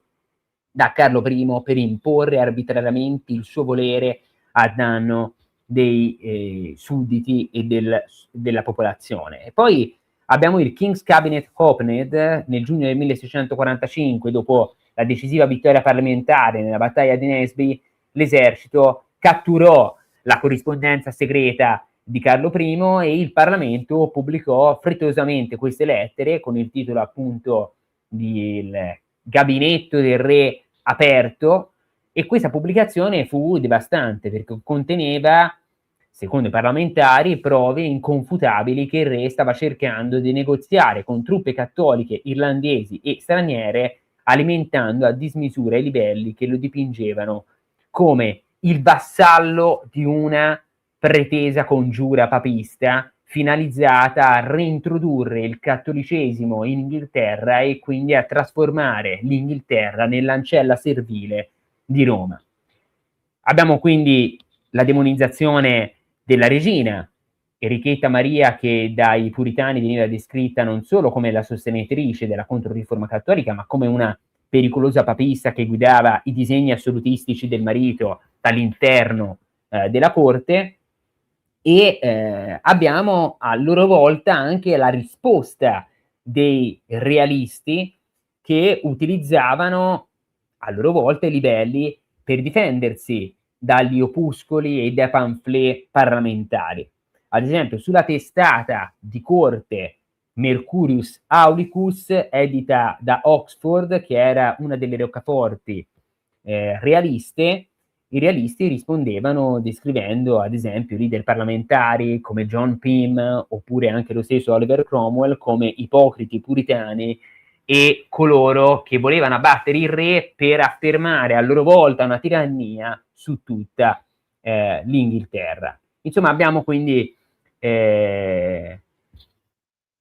propagande differenti in lotta fra loro nel tentativo di ottenere, di conquistare il consenso tra la popolazione. Andiamo pure nella slide successiva dove vediamo l'Inghilterra, dove vi è la maggioranza parlamentare, dove vi è invece la maggioranza del sovrano, che di volta in volta nel corso degli anni durante la guerra civile si va a ridurre rispetto ad una maggiore presa di potere da parte dei parlamentari. E poi andiamo nella slide successiva, quella dei liberatori, per prendere in considerazione quali sono soprattutto i movimenti interni all'interno del gruppo dei parlamentari, perché il gruppo dei parlamentari non era certamente un gruppo monolitico, ma molto eterogeneo e diviso al suo interno. Vi erano senz'altro i livellatori, un movimento radicale, democratico, emerso proprio durante la rivoluzione inglese, ma che a dir la verità, tanto i liberatori quanto i zappatori, che prenderemo tra poco in considerazione, nonostante non si fossero riuniti all'inizio del Seicento, come avvenne durante la rivoluzione inglese, già nel 1607 però c'erano stati dei movimenti dal basso di contadini che avevano presentato delle proposte in contrasto alla politica eccessivamente centralizzatrice di Giacomo I a suo tempo, nel 1607, scatenando delle sommosse, delle rivolte che vennero represse nel sangue, ma che inaugurarono già l'ingresso all'interno dell'agone politico di certi messaggi, di certi ideali che poi livellatori e zappatori cercarono di concepire, di distillare, di plasmare, di formare in maniera più concreta, oculata e sapiente nel corso della rivoluzione inglese. Intanto i livellatori, Thomas Hainsborough, durante i dibattiti di Putney del 29 ottobre 1647, disse: io penso veramente che l'essere più povero che vi sia in Inghilterra ha una vita da vivere quanto il più grande. Ritengo che l'uomo più povero in Inghilterra non sia affatto tenuto a rigore a obbedire a quel governo che egli non ha avuto voce nel creare. Tanto che nell'accordo del popolo del 1647-1649 John Lilburne, che era il portavoce più illustre dei livellatori, chiedeva queste cose specifiche: la sovranità popolare, il suffragio universale maschile, frequenti elezioni parlamentari, la tolleranza religiosa pressoché assoluta, un'uguaglianza giuridica fra tutti i cittadini, ceti artigiani e piccola borghesia dovevano insomma contribuire in maniera importante, in quanto da essi provenivano di fatto i livellatori, a costruire un nuovo tipo di società. Infatti, se andiamo nella slide successiva, vediamo questo scambio di battute tra Petty, Hainsborough e poi anche lo stesso Cromwell, dove cerchiamo di comprendere meglio quali erano anche le diversità all'interno del movimento. Petty che dice: noi riteniamo che tutti quegli abitanti che non abbiano pregiudicato il loro diritto innato debbano avere un egual voto nelle elezioni. Ayrton: penso che nessuna persona abbia diritto a una partecipazione nell'ordinamento degli affari del paese, la quale non abbia un interesse permanente fisso in questo paese. Hainsborough: non trovo nessun passo della legge di Dio che affermi che un lord debba scegliere 20 deputati e un gentiluomo soltanto 2 e un povero nessuno. Non trovo nulla di simile nella legge di natura né nella legge delle nazioni. Ayrton ancora: la cosa principale su cui insisto è che vorrei si avesse riguardo alla proprietà. Cromwell: alla fine nessuno dice che voi mirate all'anarchia, ma che le conseguenze di questo principio tendono all'anarchia. Insomma, in questo dibattito vediamo come da un lato c'erano delle proposte definite radicali, estreme, che puntavano nel caso dei livellatori al rispetto certamente della proprietà, ma anche all'apertura verso il suffragio universale maschile, a un'uguaglianza giuridica di fondo. Dall'altra parte invece coloro che erano più restii ad aprire a queste frange più estremiste e radicali presenti all'interno del movimento dei parlamentari, tra cui per esempio Cromwell, il quale temeva che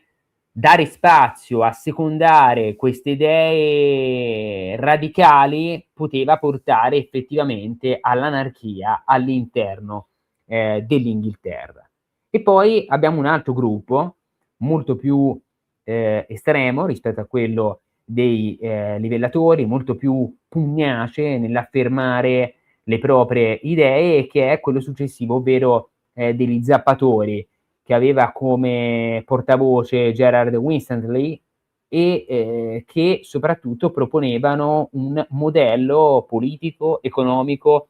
sociale che può essere definito, probabilmente a ragione, proto-comunista, perché gli zappatori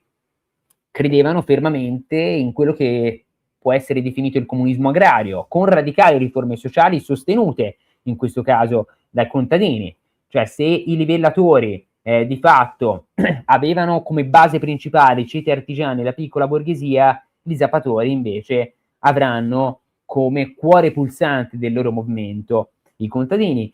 Contadini, alcuni dei quali, coloro che soprattutto sostenevano gli zappatori e facevano parte del gruppo dei diggers, erano estremamente favorevoli all'abolizione della proprietà privata, ad una equa ridistribuzione della terra e della ricchezza, all'uguaglianza dei diritti civili e politici e a quella che era definita l'anarchia politico-sociale o al governo autonomo comunitario, che per gli zappatori era definito come un tipo di governo essenzialmente comunitario e che metteva al centro il cittadino, i cittadini che avessero uguali diritti fra loro e che si arrivasse ad una sostanziale abolizione della proprietà privata all'insegna del comunitarismo dei beni e di quello che è definito il comunismo agrario e che era tacciato di anarchia in senso negativo e dispregiativo da sostenitori invece di Oliver Cromwell e di altri parlamentari, i quali vedevano negli zappatori un movimento dal basso che avrebbe determinato non solo il populismo demagogico, ma anche l'anarchia e quindi una impossibilità di governare l'Inghilterra, quando invece gli zappatori pensavano realmente che la loro proposta fosse essenzialmente democratica e potesse portare ad una equa redistribuzione delle terre. La religione quindi che si confonde e si compenetra anche con la politica e che ha come principale obiettivo proprio quello di proporre delle idee democratiche che hanno una grande diffusione all'interno dell'esercito. A Putney, in particolar modo, nell'ottobre-novembre 1647-1649, perché poi i dibattiti di Putney si estendono nel corso dei mesi, si tengono proprio i famosi dibattiti in occasione dell'assemblea in cui i soldati e gli ufficiali che hanno sconfitto e stanno sconfiggendo il re discutono della situazione politica e in tale occasione più di un intervento rivendica la pari dignità di tutti i volontari che hanno combattuto contro il re e il fatto che tutti i cittadini maschi maggiorenni hanno per diritto di natura uguali diritti politici e quindi possono e devono eleggere i propri rappresentanti, che la sovranità risiede nel popolo e la sua cessione deve essere temporanea e controllata e che il potere del sovrano vada essenzialmente limitato, che il potere del sovrano, che il potere sovrano vada essenzialmente limitato perché il potere sovrano appartiene essenzialmente al popolo. E queste idee confluiscono in un documento di vasta risonanza che invoca un accordo tra l'esercito e il popolo per l'affermazione della sovranità popolare esercitata tramite rappresentanti eletti nella Camera dei Comuni o in quello che era definito il Long Parliament, il lungo Parlamento, tramite l'Agreement of the People, e cioè il patto del popolo. Andiamo pure nella slide successiva, quella relativa alla battaglia di Preston, il 17 agosto del 1648, quando le forze parlamentari capitanati da Oliver Cromwell attaccano e sconfiggono l'esercito realista anglo-scozzese guidato da James Hamilton, primo duca di Hamilton, perché Carlo I nel frattempo si era rifugiato in Scozia, aveva costituito un esercito con i realisti, ottenendo l'appoggio degli scozzesi, era entrato in Inghilterra, era stato sconfitto, era stato fatto prigioniero, era fuggito dalla torre di Londra per poi effettivamente cercare di riconquistare il potere, venne nuovamente sconfitto durante la battaglia di Preston. Andiamo pure nella slide successiva, perché con la purga di Pride del 6-12 dicembre 1648 si determina la costituzione del Rump Parliament, o del Parlamento tronco. Cosa avviene? Dopo il voto del 5 dicembre, con il quale 129 parlamentari decisero, per continuare i negoziati con il re, l'ufficiale della New Model Army, Thomas Pride, arrestò su ordine di Oliver Cromwell 45 deputati moderati favorevoli a un accordo con il sovrano, costringendone 86 a dimettersi nel corso dei giorni successivi. E il nuovo Parlamento, il cosiddetto Parlamento Tronco, era composto a quel punto da una sessantina di politici e deteneva il potere e si intestava la guida del paese. Un paese che quindi a quel punto era governato, comandato da questo Parlamento Tronco in cui l'autorità indiscussa apparteneva a coloro che facevano riferimento di fatto, che erano più vicini alla figura di Oliver Cromwell, a cui arriveremo veramente a breve. Intanto andiamo pure nella slide successiva. Il 23 dicembre del 1648 il Grand Parliament vota l'incriminazione del re. Il 4 gennaio 1649 si autoproclama l'unico depositario supremo del potere nel paese, e il 30 gennaio, andiamo pure alla slide successiva, del 1649, a Londra, Carlo I d'Inghilterra è giustiziato davanti al Palazzo Reale di Whitehall. La decapitazione del sovrano scuote tutta l'Inghilterra e si diffonde rapidamente la notizia in tutta Europa, perché non era certamente la prima volta che un re moriva ucciso in maniera violenta, ma era la prima volta che un tribunale di giustizia voluto direttamente dal Grand Parliament, e cioè da un organo legislativo e rappresentativo nazionale, decretava l'esecuzione del sovrano, il quale veniva giustiziato e decapitato. E a quel punto la sua testa è innalzata su una picca mostrata al popolo, e l'Inghilterra che cambiava radicalmente volto. Un evento simbolico, ma anche allo stesso tempo concreto, materiale, che avrebbe avuto un impatto decisivo sulla storia dell'Inghilterra e probabilmente anche sulla storia dell'esperimento politico più generale che avrebbe caratterizzato l'Europa e la storia transatlantica nel corso dei decenni e del secolo successivo. Andiamo pure nella slide seguente. Perché nel 1647, più in generale durante la rivoluzione inglese, si affermano una serie di libelli, di opuscoli, di pamphlet propagandistici finalizzati a legittimare la bontà della causa parlamentare contro la corona e contro soprattutto un sovrano che si stava comportando in maniera tirannica e che per questo meritava di essere sconfitto e evidentemente, potenzialmente anche ucciso. E questi pamphlet facevano riferimento al cosiddetto giogo normanno, un mito molto importante che affondava le sue radici addirittura all'invasione di Guglielmo il Conquistatore, o William the Bastard, nel 1066, e da quel momento, dal 1066, il duca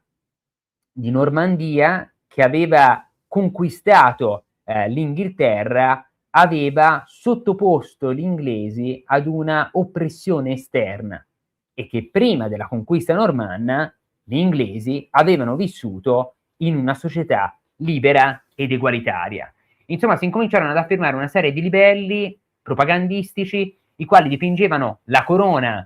inglese, la genealogia dei re d'Inghilterra, come dei sovrani che a partire dal 1066 erano fondamentalmente francesi e quindi erano degli stranieri in patria, dei nemici dei cittadini.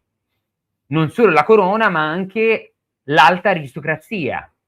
e in parte anche l'alto clero, che erano vicini alla corona. O erano francesi anch'essi, anche se poi insomma si erano magari modificati etnicamente nel corso del tempo, pur rimanendo vicini a quell'ideale politico, assolutistico e filopapista, oppure, ecco, erano sì inglesi, ma che si erano avvicinati troppo alla corona e quindi si erano avvicinati troppo ad una famiglia reale che era etnicamente galla. Ora, questa era ovviamente una costruzione propagandistica che ebbe una certa diffusione e che aveva l'obiettivo soprattutto di mettere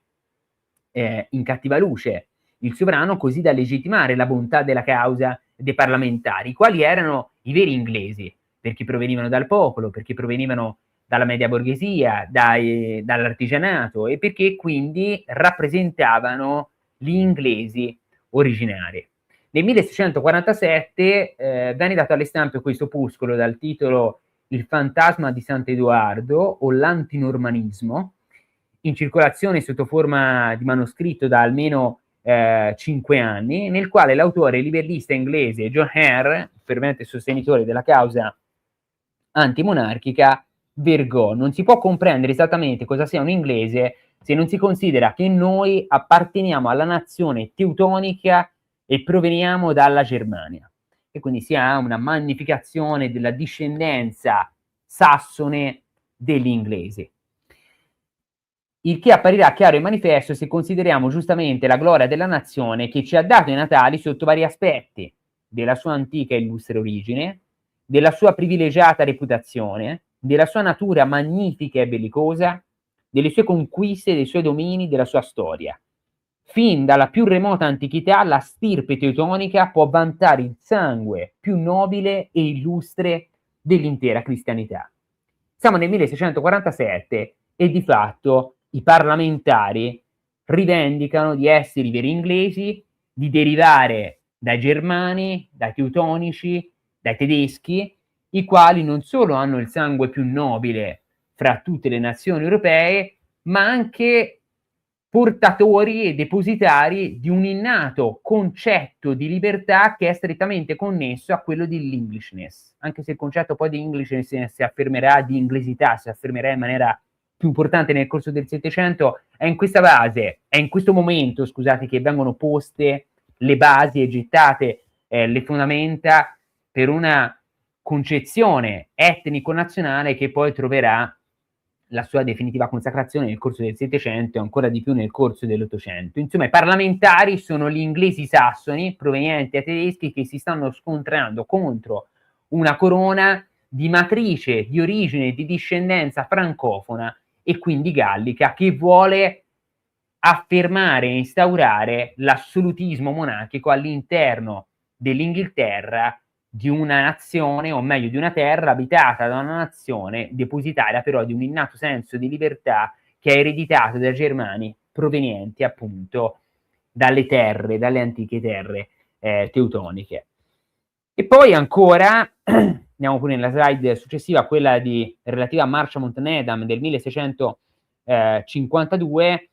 perché è a corollario di quanto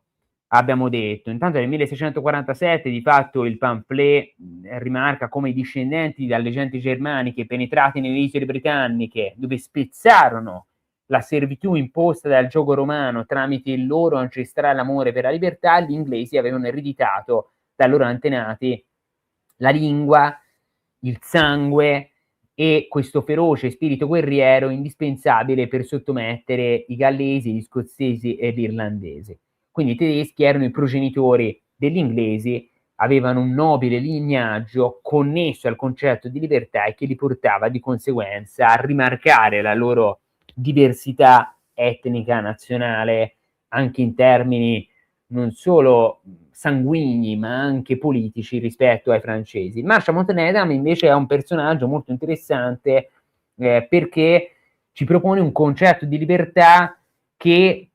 proviene non tanto dal sangue, come ha proposto Hare, quanto dalla partecipazione attiva a livello politico che si collega al diritto di portare le armi.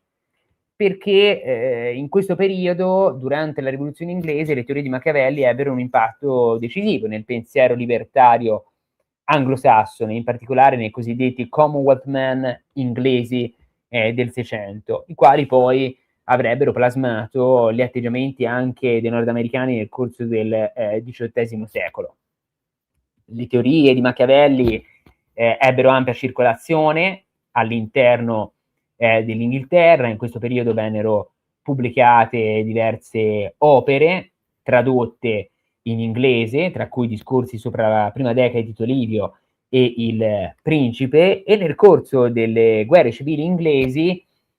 e anche durante il periodo cromwelliano, tra gli anni 40 e gli anni 60 del Seicento, gli scritti di Machiavelli furono utilizzati tanto per attaccare il dominio monarchico, quanto in altri casi addirittura per difenderlo. Quindi, insomma, le teorie di Machiavelli vennero utilizzate bipartisan da entrambi i lati. Ma all'indomani della decapitazione di Carlo I, avvenuta nel 1649, le opere del segretario fiorentino fornirono argomenti a quanti affidavano al potere de facto del nuovo governo repubblicano composto dal Parlamento e poi anche dal Consiglio di Stato le sorti della pace e della stabilità del regno. Quindi un repubblicanesimo caratterizzato innanzitutto dall'opposizione al governo personale del monarca, fondato sui valori del Commonwealth, quali la libertà, la virtù, la guerra e in particolar modo l'amore per la patria. Ora, Marshall Needham, che era stato nominato nel 1649 direttore dell'organo di stampa ufficiale del regime repubblicano, il Mercurius Politicus, scrisse editoriali a sostegno della causa rivoluzionaria, illustrando al popolo inglese la bontà del nuovo governo, in cui voce in capitolo l'aveva Oliver Cromwell, e della sua legittimità. E pubblicò una serie di articoli tra gli anni 50, tra il 1650 e il 1652, incentrati sul repubblicanesimo classico, riprendendo le opere di Cicerone, di Livio, di Aristotele, e Needham associava il pensiero di Machiavelli a questo di questi illustri filosofi, tracciando un legame tra la libertà della Repubblica e la sua potenziale espansionistica politica estera, e tra la funzione della cittadinanza attiva e l'esercizio delle armi, promuovendo l'equazione tra la libertà politica e la forza militare. L'Inghilterra quindi era dipinta come una repubblica democratica composta da cittadini soldati, orientata inevitabilmente all'espansione, e ciascun cittadino partecipava e doveva partecipare alla vita della Repubblica militando contemporaneamente nell'esercito popolare, come era quello del New Model Army. Tanto che Needham scriveva delle righe molto importanti: che il popolo sia costantemente addestrato all'uso delle armi e che la milizia sia affidata esclusivamente nelle mani del popolo o di quella parte di esso che è più fedele agli interessi della libertà, che nulla possa mai essere imposto al popolo se non con il suo stesso consenso. La spada e la sovranità camminano sempre di pari passo. Le armi erano necessarie per difendere se stessi, ma anche le proprie mogli, i propri figli e il proprio paese. Non vi era alcuna differenza di rango tra il cittadino, il contadino e il soldato. Beh, ho già visto e sentito queste cose, anche se posteriormente. Infatti anche qua ci sono vari commenti a riguardo, per quanto riguarda per esempio il secondo emendamento della Costituzione degli Stati Uniti, giusto per dirne uno. Certo, infatti poi queste sono righe che saranno riprese all'interno di una famosa opera di John Adams, proprio a rimarcare il legame tra i rivoluzionari inglesi del Seicento e i padri fondatori degli Stati Uniti d'America nel corso del XVIII secolo. Andiamo pure nella slide successiva, Luca. Senti, prima di andare nella slide successiva, allora, ci sono due domande per te e ne approfitto proprio per provare a uscire e rientrare, sperando che la cam collabori. Tu rimarrai connesso e anche la live dovrebbe rimanere, mentre tu rispondi a queste domande. Allora, quando hai parlato di suffragio universale maschile, per quanto riguardava i level, se non ricordo male, erano compresi anche gli analfabeti? E poi altra domanda invece è per quanto riguardava la propaganda fondata. Io già dico, la propaganda solitamente, insomma, si basa su una notizia che potrà anche essere vera, ma poi è enfatizzata tanto per portare, diciamo, acqua al proprio mulino. Quindi ecco, penso che tra l'altro tu abbia già mezzo ricevuto una risposta durante l'analisi per appunto di Elia, però ecco, da questo punto di vista lascio a te la parola Elia, è probabile che le slide adesso spariranno per un attimo, appena torno insomma le metto su e quindi insomma nel frattempo se non ci sono ancora continua pure, ecco. Elia.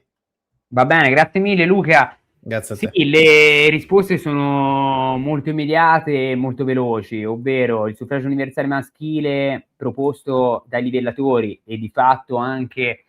dagli zappatori prevedeva un suffragio universale maschile totale, quindi aperto anche nei confronti degli analfabeti. Teniamo presente che siamo in un contesto, quello del 600 inglese, in generale potremmo parlare del 600 europeo, caratterizzato da tassi di analfabetismo altisonanti. Quindi proporre il suffragio universale maschile significava certamente aprire anche alla maggioranza della popolazione che era ovviamente analfabeta. E per rispondere invece all'altra domanda, sottoscrivo quanto ha detto Luca, c'era un piccolo fondo di verità? Sì, nel senso che Guglielmo il Conquistatore era effettivamente un normanno che parlava francese, inizialmente addirittura nel 1066, quando poi prese il potere a Londra e insomma, conquistò di fatto l'Inghilterra, la corona, la corte, parlava inglese, parlava francese e una buona parte dei nobili affiliati alla corte parlavano francese, le buone maniere di corte, definiamolo in questo modo, e anche la liturgia di corte per diversi decenni era di fatto costruita tramite il modello parigino. Dall'altra parte poi ecco, dire che la corona inglese o la famiglia reale nel corso del 600 era ancora, definiamola, francese a distanza di 600 anni dal 1066, insomma era ovviamente una forzatura come possiamo ben comprendere, però era un tipo di propaganda che aveva una certa diffusione e che soprattutto permetteva di legittimare la bontà della causa parlamentare, ma del resto questa tipo di propaganda non era circoscritta alla sola Francia, ma scusate, alla sola Inghilterra, ma riguardava altre entità politiche diffuse in Europa, ad esempio la Francia, perché in Francia, tanto nel 500 quanto all'inizio del 700, nel 500 un personaggio come François Hautemann, nel 1572-1573 scrisse un'opera dal titolo Franco Gallia, in cui metteva in risalto proprio questa contrapposizione. Siamo durante le guerre di religione, le guerre civili, ecco, in Francia metteva in risalto questa contrapposizione tra i franchi e i galli, la popolazione che era galla e i conquistatori che erano franchi, e quindi la necessità da parte di coloro che rappresentavano il popolo di prendere il potere contro coloro che li avevano assoggettati in quanto provenienti dai franchi e quindi dai germani. Quindi ecco un tipo di propaganda un po' differente rispetto a quella che c'era in Inghilterra nel corso del 600, però per rimarcare come l'elemento etnico, nazionale, definiamolo in questi termini, in alcuni casi forse anche un po' anacronistici, servivano però a uso propagandistico per cercare di magnificare e nobilitare la causa di una parte rispetto a un'altra e soprattutto per cercare di andare a toccare determinate corde che erano particolarmente diffuse all'interno della popolazione, che quindi potevano stuzzicare sempre di più una parte della popolazione così da conquistarne il consenso contro l'altra. Quindi ecco, ovviamente propaganda, però una propaganda su cui veniva data una certa enfasi e che avrebbe rivelato poi tutta la sua potenzialità esplosiva nel corso proprio del conflitto, tanto in Francia, nel corso degli anni 70-80 del 500, quanto evidentemente ecco in Inghilterra in questo periodo. Allora, eccomi qua, mi vedi, mi senti? Perfetto, ti vedo, ti sento e vedo Perfetto, mi anche... vedi anche muovermi? Ok, perfetto, perché insomma, almeno Ti vedo anche insomma, muovere? Sì, sì, ti vedo sì, muovere. senso, perché prima ero completamente frizzato.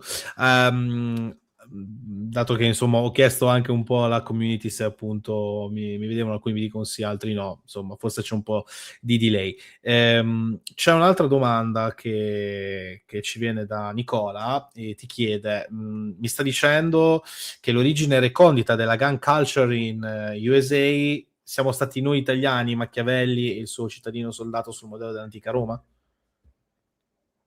Luca, su questo bisogna fare una nuova puntata. Vabbè. Cerca di essere molto breve, per favore. Una puntata sulle origini del secondo emendamento degli Stati Uniti d'America. Bisognerebbe farla su questo, nel corso di quest'anno, che sono i 250 anni dell'indipendenza degli Stati Uniti. Ma nel senso, sicuramente Machiavelli contribuì in maniera importante a influenzare l'elaborazione del secondo emendamento degli Stati Uniti d'America. I padri fondatori, Thomas Jefferson in particolar modo, ma anche Adams, Hamilton e altri, leggevano e conoscevano il Principe di Machiavelli. Thomas Jefferson, sappiamo perfettamente che lo stesso Filippo Mazzei, che era un toscano, aveva portato nella sua tenuta di Monticello negli Stati Uniti più edizioni del Principe di Machiavelli, non solo, anche dei discorsi sopra la prima decada di Tito Livio in italiano, che erano stati letti in italiano da Thomas Jefferson. E sì, senz'altro il modello del cittadino soldato, che aveva una sua teorizzazione all'interno degli scritti di Machiavelli, che tra l'altro Machiavelli in parte riprese anche da rielaborazioni del pensiero classico, del repubblicanesimo classico, risalente alle città-stato greche, eccetera, eccetera, filtrò attraverso i rivoluzionari inglesi e passò poi nelle 13 colonie, e poi effettivamente insomma venne studiato, rielaborato, reinterpretato dai padri fondatori degli Stati Uniti d'America per distillare il secondo emendamento, che aveva al suo centro il modello del cittadino soldato, e cioè di un cittadino che in quanto tale doveva partecipare attivamente e direttamente alla vita politica della propria comunità, e che in quanto soldato aveva il diritto e il dovere di impugnare le armi per scontrarsi e ribellarsi nei confronti di un governo quando questo governo o questo potere preteso sovrano, nonostante la sovranità spettasse al popolo, decideva di comportarsi in maniera tirannica,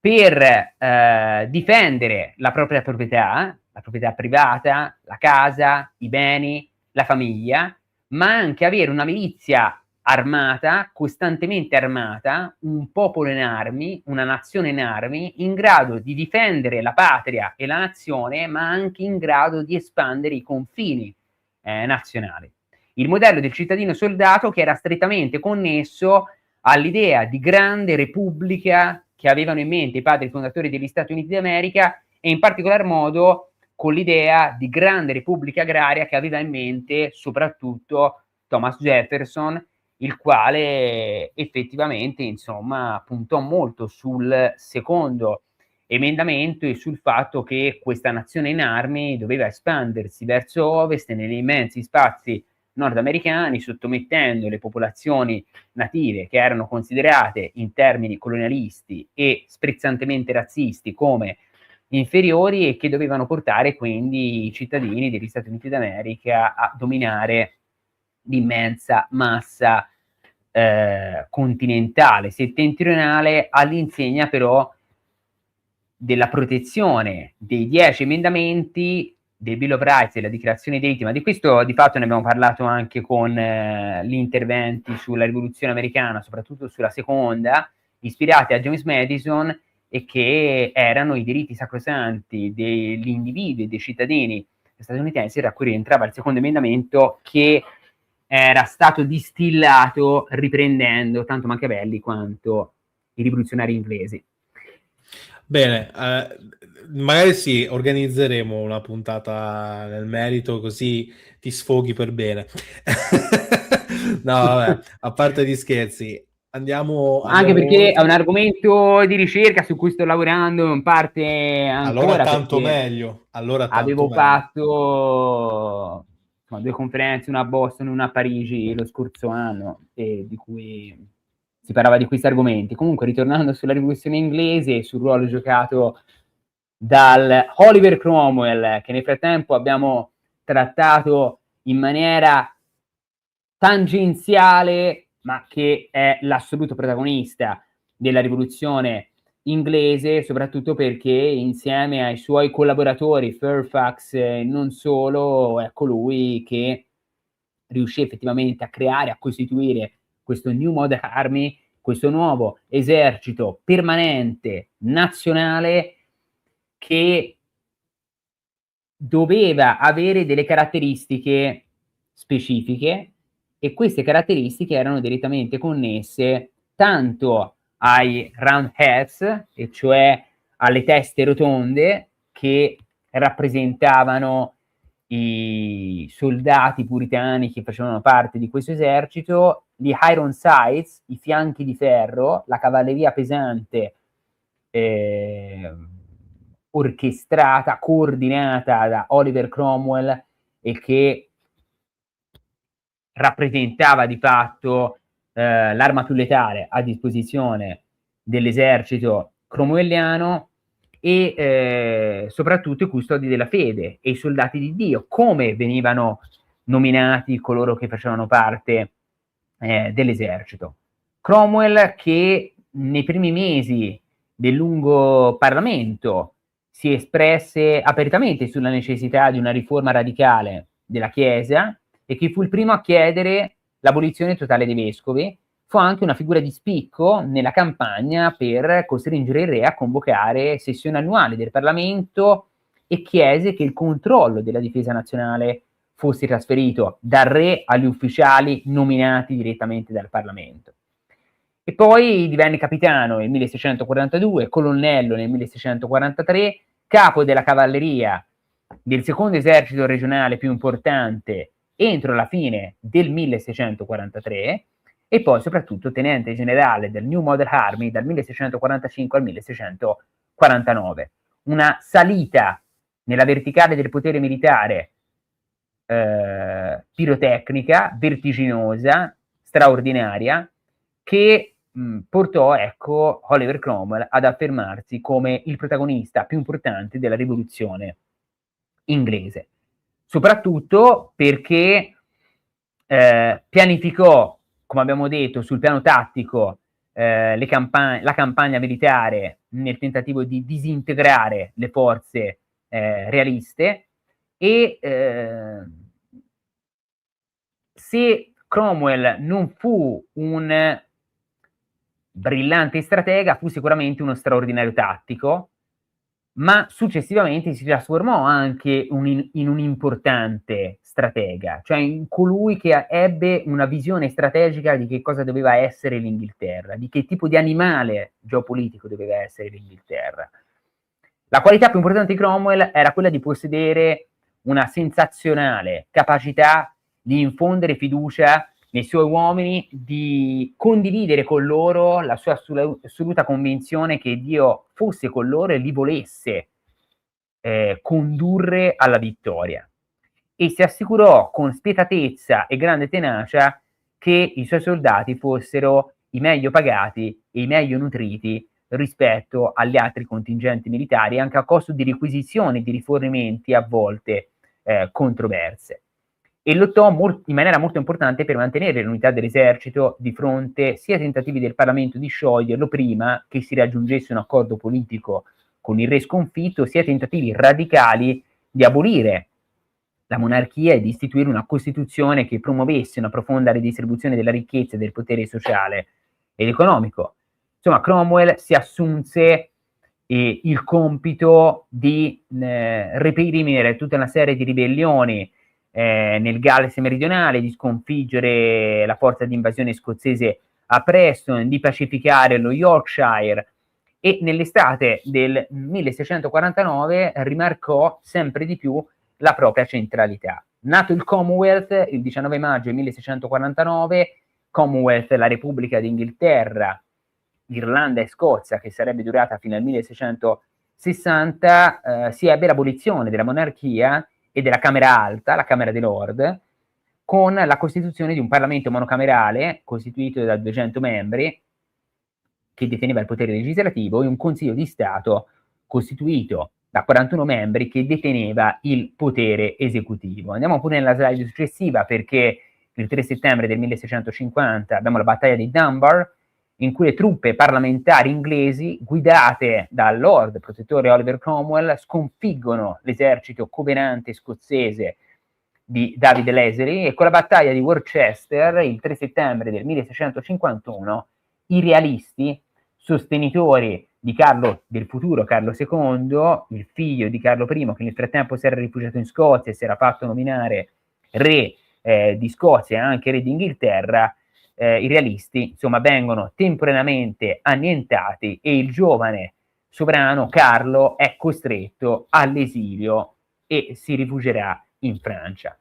Andiamo pure nella slide successiva, perché Oliver Cromwell cerca di affermare sempre di più il proprio potere all'interno della compagine parlamentare, diventando il protagonista indiscusso delle sorti militari e belliche delle isole britanniche. Tanto che tra il 1649 e il 1653 si ha la campagna d'Irlanda, in cui Cromwell venne inviato in Irlanda, decise di mettersi alla testa di un esercito con due obiettivi: porre saldamente l'Irlanda sotto il controllo inglese e sovrintendere alla confisca delle terre di tutti i ribelli. E effettivamente la campagna irlandese di Cromwell ebbe un successo pazzesco, intanto per la spietatezza che caratterizzò la campagna bellica. L'assedio di Drogheda del 1649 fu particolarmente efferato perché portò al massacro di 3.000 persone, a cui seguì un altro massacro, quello della città di Wexford, e quindi a un inizio, quello della campagna bellica in Irlanda, dove le truppe del New Model Army, guidate proprio da Cromwell, di fatto si misero in mostra per delle tecniche terribili e spietate a danno della popolazione locale. Fatto sta che durante questa campagna cromwelliana dell'Irlanda, l'Irlanda venne effettivamente sottomessa agli inglesi, tanto che nel 1652 si ebbe il cosiddetto Act of Settlement, l'atto di insediamento, con il quale Cromwell decise di confiscare gran parte delle terre di proprietà dei cattolici irlandesi per ripagare i soldati inglesi e i finanziatori della campagna militare. Si parla di circa del 40% del territorio irlandese che fu ridistribuito da cattolici nati in Irlanda ai protestanti nati in Gran Bretagna, così da cementificare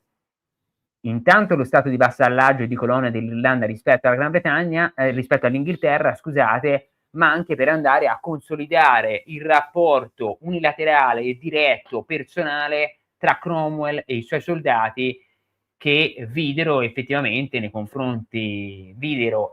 nel generale un protagonista, un soldato leale vicino proprio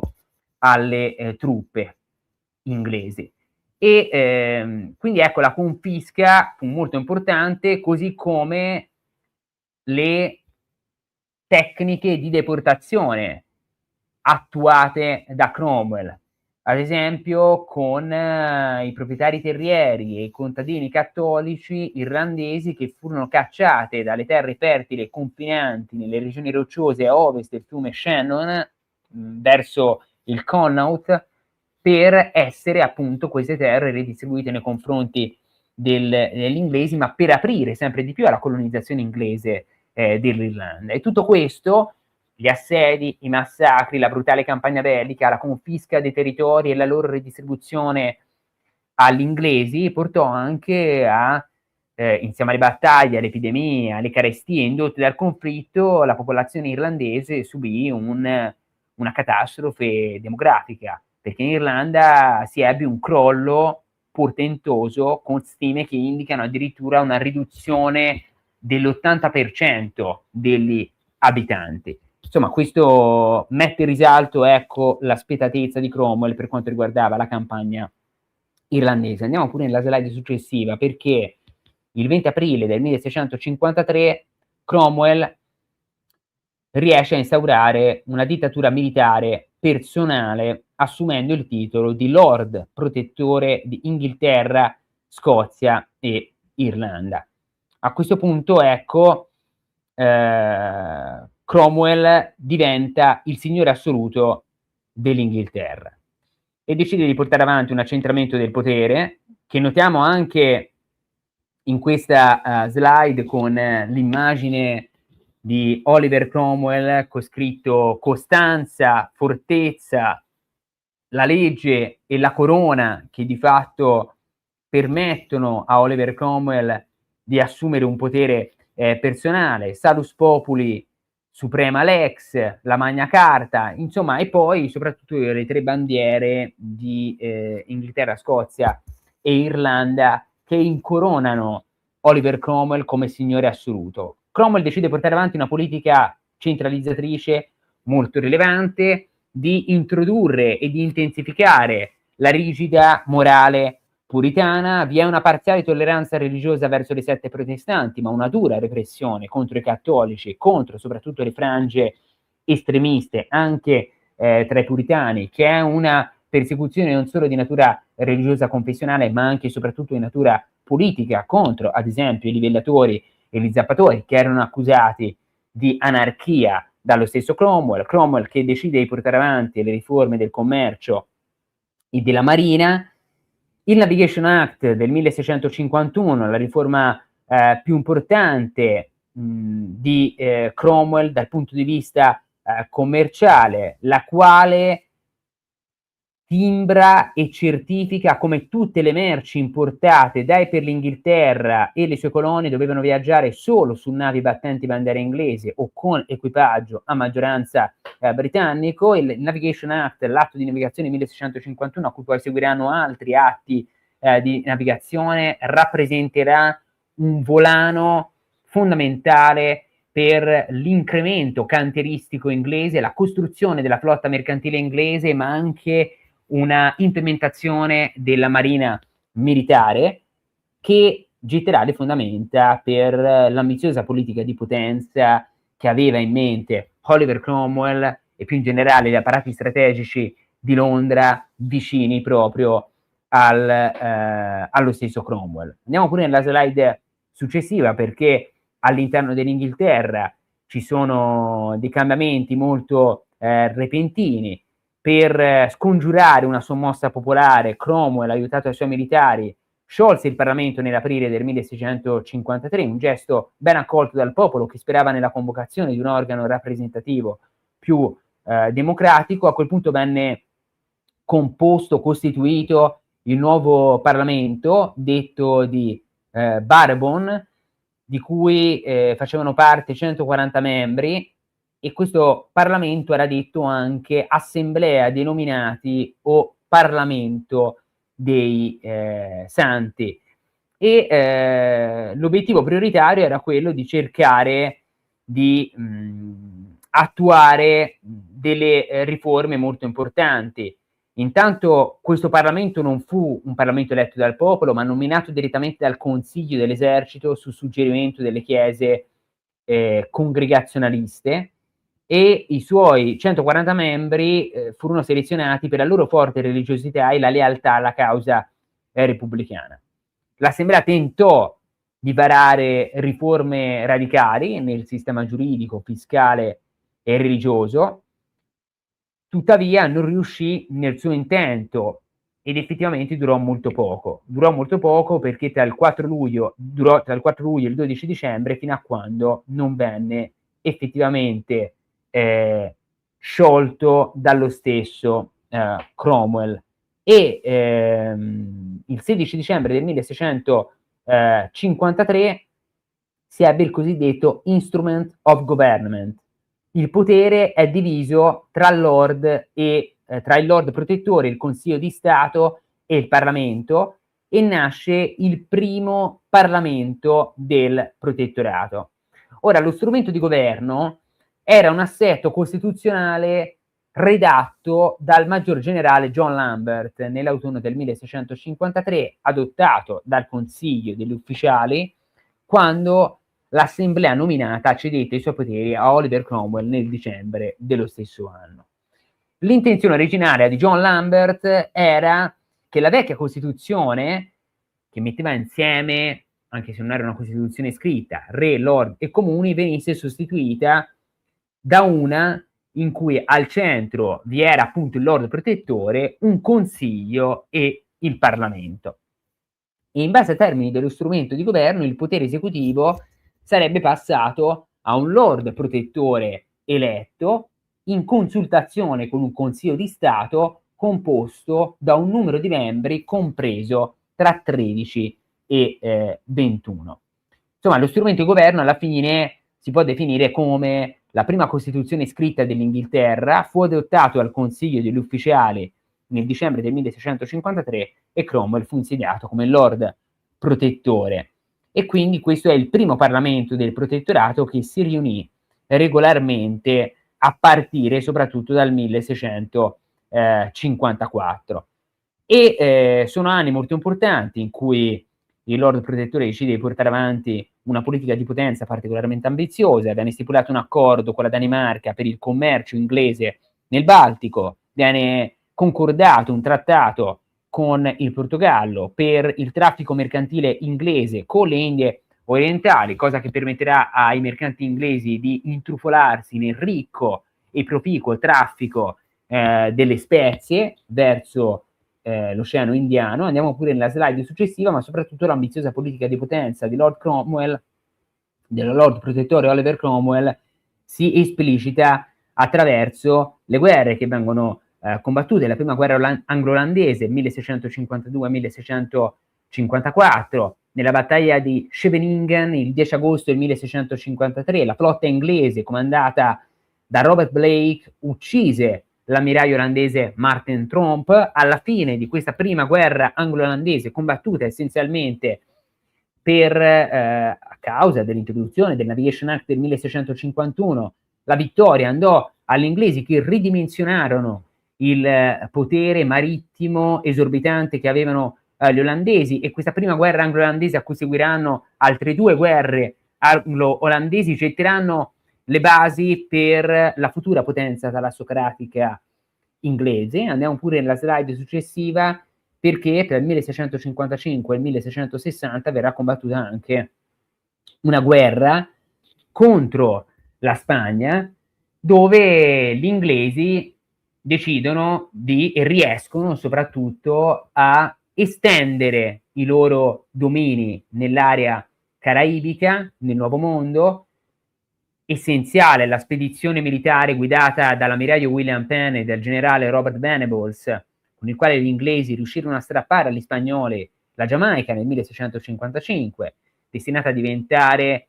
una delle isole più importanti per quanto riguardava le piantagioni della canna da zucchero e l'economia connessa al traffico schiavile. Giamaica, che poi nel corso del XVIII secolo sarebbe diventata la perla dell'impero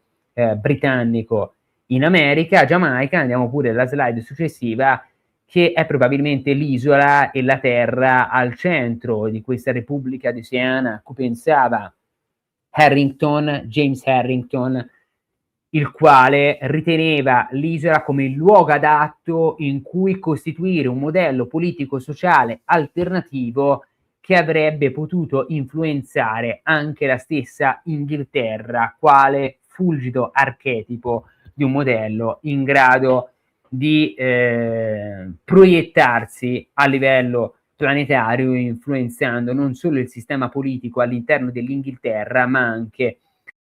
all'esterno. Andiamo pure nella slide successiva, perché dopo l'accordo tra Londra e Parigi, truppe anglo-francesi guidate dal visconte di Turenne sconfiggono l'esercito spagnolo comandato da Giovanni d'Austria e del principe francese di Condé nella battaglia delle Dune, il 14 giugno 1658. Gli inglesi conquistano lo strategico avamposto portuale di Dunkerque nel 1658. Inglesi quindi che durante questa guerra anglo-spagnola riescono a conquistare tanto la Giamaica nei Caraibi quanto il porto di Dunkerque sul continente, così da estendersi in maniera importante, ottenendo degli avamposti, delle piazzaforti strategiche in grado di incrementare e implementare le ambizioni di potenza inglesi. Andiamo pure nella slide successiva, perché all'interno dell'Inghilterra la situazione si fa sempre più complessa, perché se all'esterno Cromwell ha una visione strategica tale per cui l'Inghilterra riesce ad ottenere grandissime vittorie facendo perno tanto sulla sua marina quanto su questo New Model Army, diventato un esercito permanente nazionale molto ben addestrato, equipaggiato e soprattutto in grado di coordinarsi sul piano tattico in maniera ottimale, all'interno però degli equilibri politici del Commonwealth la situazione si fa sempre più complessa. Abbiamo il secondo Parlamento del Protettorato, che dura fra il 17 settembre 1656 e il 4 febbraio del 1658, che era stato convocato per reperire i fondi causa campagna bellica contro la Spagna, e nel febbraio 1657 fu presentato al Parlamento un manifesto costituzionale noto come Umile discorso e rimostranza, che proponeva una serie di riforme religiose e politiche, tra cui addirittura l'offerta della corona a Oliver Cromwell. Nel frattempo all'interno dell'Inghilterra ci sono gruppi sempre più dissidenti e che si oppongono, ecco, allo strapotere di Cromwell. Abbiamo Edward Saxby, un livellatore puritano. I liberatori, come sappiamo, erano stati tacciati di anarchia e soprattutto perseguitati da un certo punto in poi dallo stesso Cromwell, che complottò per uccidere Oliver Cromwell, affermando che sostanzialmente l'uccisione non era un omicidio. Complottò per uccidere Cromwell e attuare un cambio di regime, perché secondo Edward Saxby, che scrisse proprio questo Killing No Murder con lo pseudonimo di William Allen, che era stato un noto agitatore durante il periodo rivoluzionario inglese, secondo lui l'omicidio nei confronti di Cromwell era un omicidio da considerarsi un tirannicidio, quindi un omicidio permesso nei confronti di un lord protettore che si stava comportando come un monarca e come soprattutto un tiranno. E qui vediamo ad esempio anche questa rappresentazione della sua altezza, del ritratto della sua altezza regia, Oliver Cromwell, lord protettore, che veniva accusato da coloro che si opponevano alla sua figura come colui che si stava comportando come un vero e proprio monarca. Il Parlamento, che era composto sostanzialmente per la maggior parte da fedeli di Cromwell, chiese a Cromwell stesso di prendere il titolo di re e li rifiutò, ma sebbene la carica del Lord Protettore non potesse essere trasmessa ereditariamente, proclamò suo successore il figlio. Tanto che lo stesso Cromwell decise di riesumare anche la Camera Alta, composta da 42 membri nominati a vita dal Lord Protettore, che detenevano il potere esecutivo. Insieme al Lord Protettore decidevano sostanzialmente la politica dell'Inghilterra e dell'intero Commonwealth. Andiamo pure nella slide. Voglio aggiungere una cosa, Elia, prima di andare nella slide, riguardo Edward Saxby su Kill and No Murder. Questa questione del rimuovere anche fisicamente, fondamentalmente, un personaggio che ha a capo un po' di di tutta la piramide di potere interna a un determinato Stato poi verrà ripresa di fatto anche negli Stati Uniti d'America,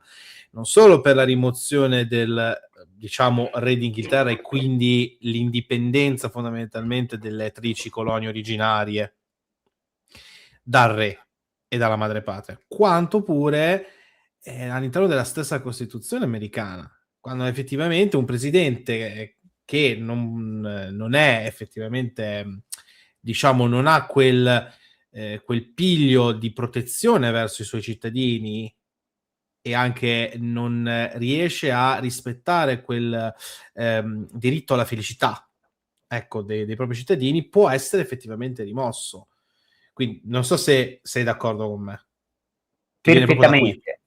Sì, sì, sono perfettamente d'accordo con te, certo. Anzi, grazie mille per l'appunto. E andiamo pure appunto nella slide successiva, perché il 3 settembre 1658 Oliver Cromwell morì e Richard, il figlio, divenne il Lord Protettore del Commonwealth e lo rimase tra il 1658 e il 1659. Si dimostrò però incapace e non in grado tanto di partecipare alle manovre politiche all'interno del Parlamento e delle istanze del potere, quanto soprattutto nella sua capacità, nella sua incapacità, per meglio dire, di avere una personalità talmente forte in grado di compattare un paese che era internamente molto eterogeneo, estremamente diviso, ma che allo stesso tempo stava portando avanti un'ambiziosa politica di potenza contro i rivali. Questa sostanziale incapacità di Cromwell dal punto di vista politico, tattico e anche per la sua mancanza di carisma e di personalità condussero George Monk, primo duca di Albemarle, ammiraglio, uomo chiave tanto durante il periodo parlamentare quanto soprattutto nella restaurazione monarchica inglese, a fronteggiare il vuoto di potere, a marciare con un esercito su Londra, lui che proveniva da nord, dove era il generale dei contingenti militari dispiegati nelle aree settentrionali, a restituire il potere effettivamente al Parlamento. E così il 25 aprile 1660 si riunì una nuova assemblea costituente composta da presbiteriani, cavalieri, moderati, anche alcuni molti diversi realisti, che decisero di restaurare la monarchia concedendo il trono a Carlo II, richiamato dall'esilio. Un periodo, quello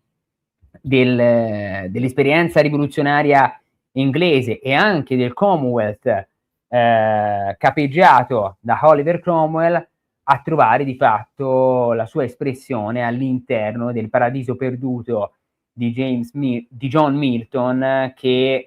sarebbe stato pubblicato nel 1667, ma che di fatto rappresentava in maniera metaforica il tentativo di costruire un modello politico, sociale, religioso imperniato proprio sulla rigidità morale puritana, sulla ricerca della purificazione morale, sull'ascetismo etico-spirituale che dovevano caratterizzare un popolo di santi e una nazione in armi che aveva attuato una rivoluzione tanto da determinare la decapitazione del sovrano, per poi però concludersi tragicamente dal punto di vista dei rivoluzionari politici con la nascita e la formazione appunto della restaurazione da parte della monarchia inglese. Bene, direi che possiamo concludere qui questa prima parte. Continueremo venerdì prossimo a questo punto, Elia, e adesso appena chiudiamo la live magari organizziamo un attimo gli argomenti, 2 secondi. Io ovviamente vi ringrazio, anzi vi ringraziamo per essere stati qua qua circa 2 ore e mezza. Pensavo che saremmo arrivati ecco le 3 ore, invece siamo rimasti dentro diciamo ha un tempo un po' più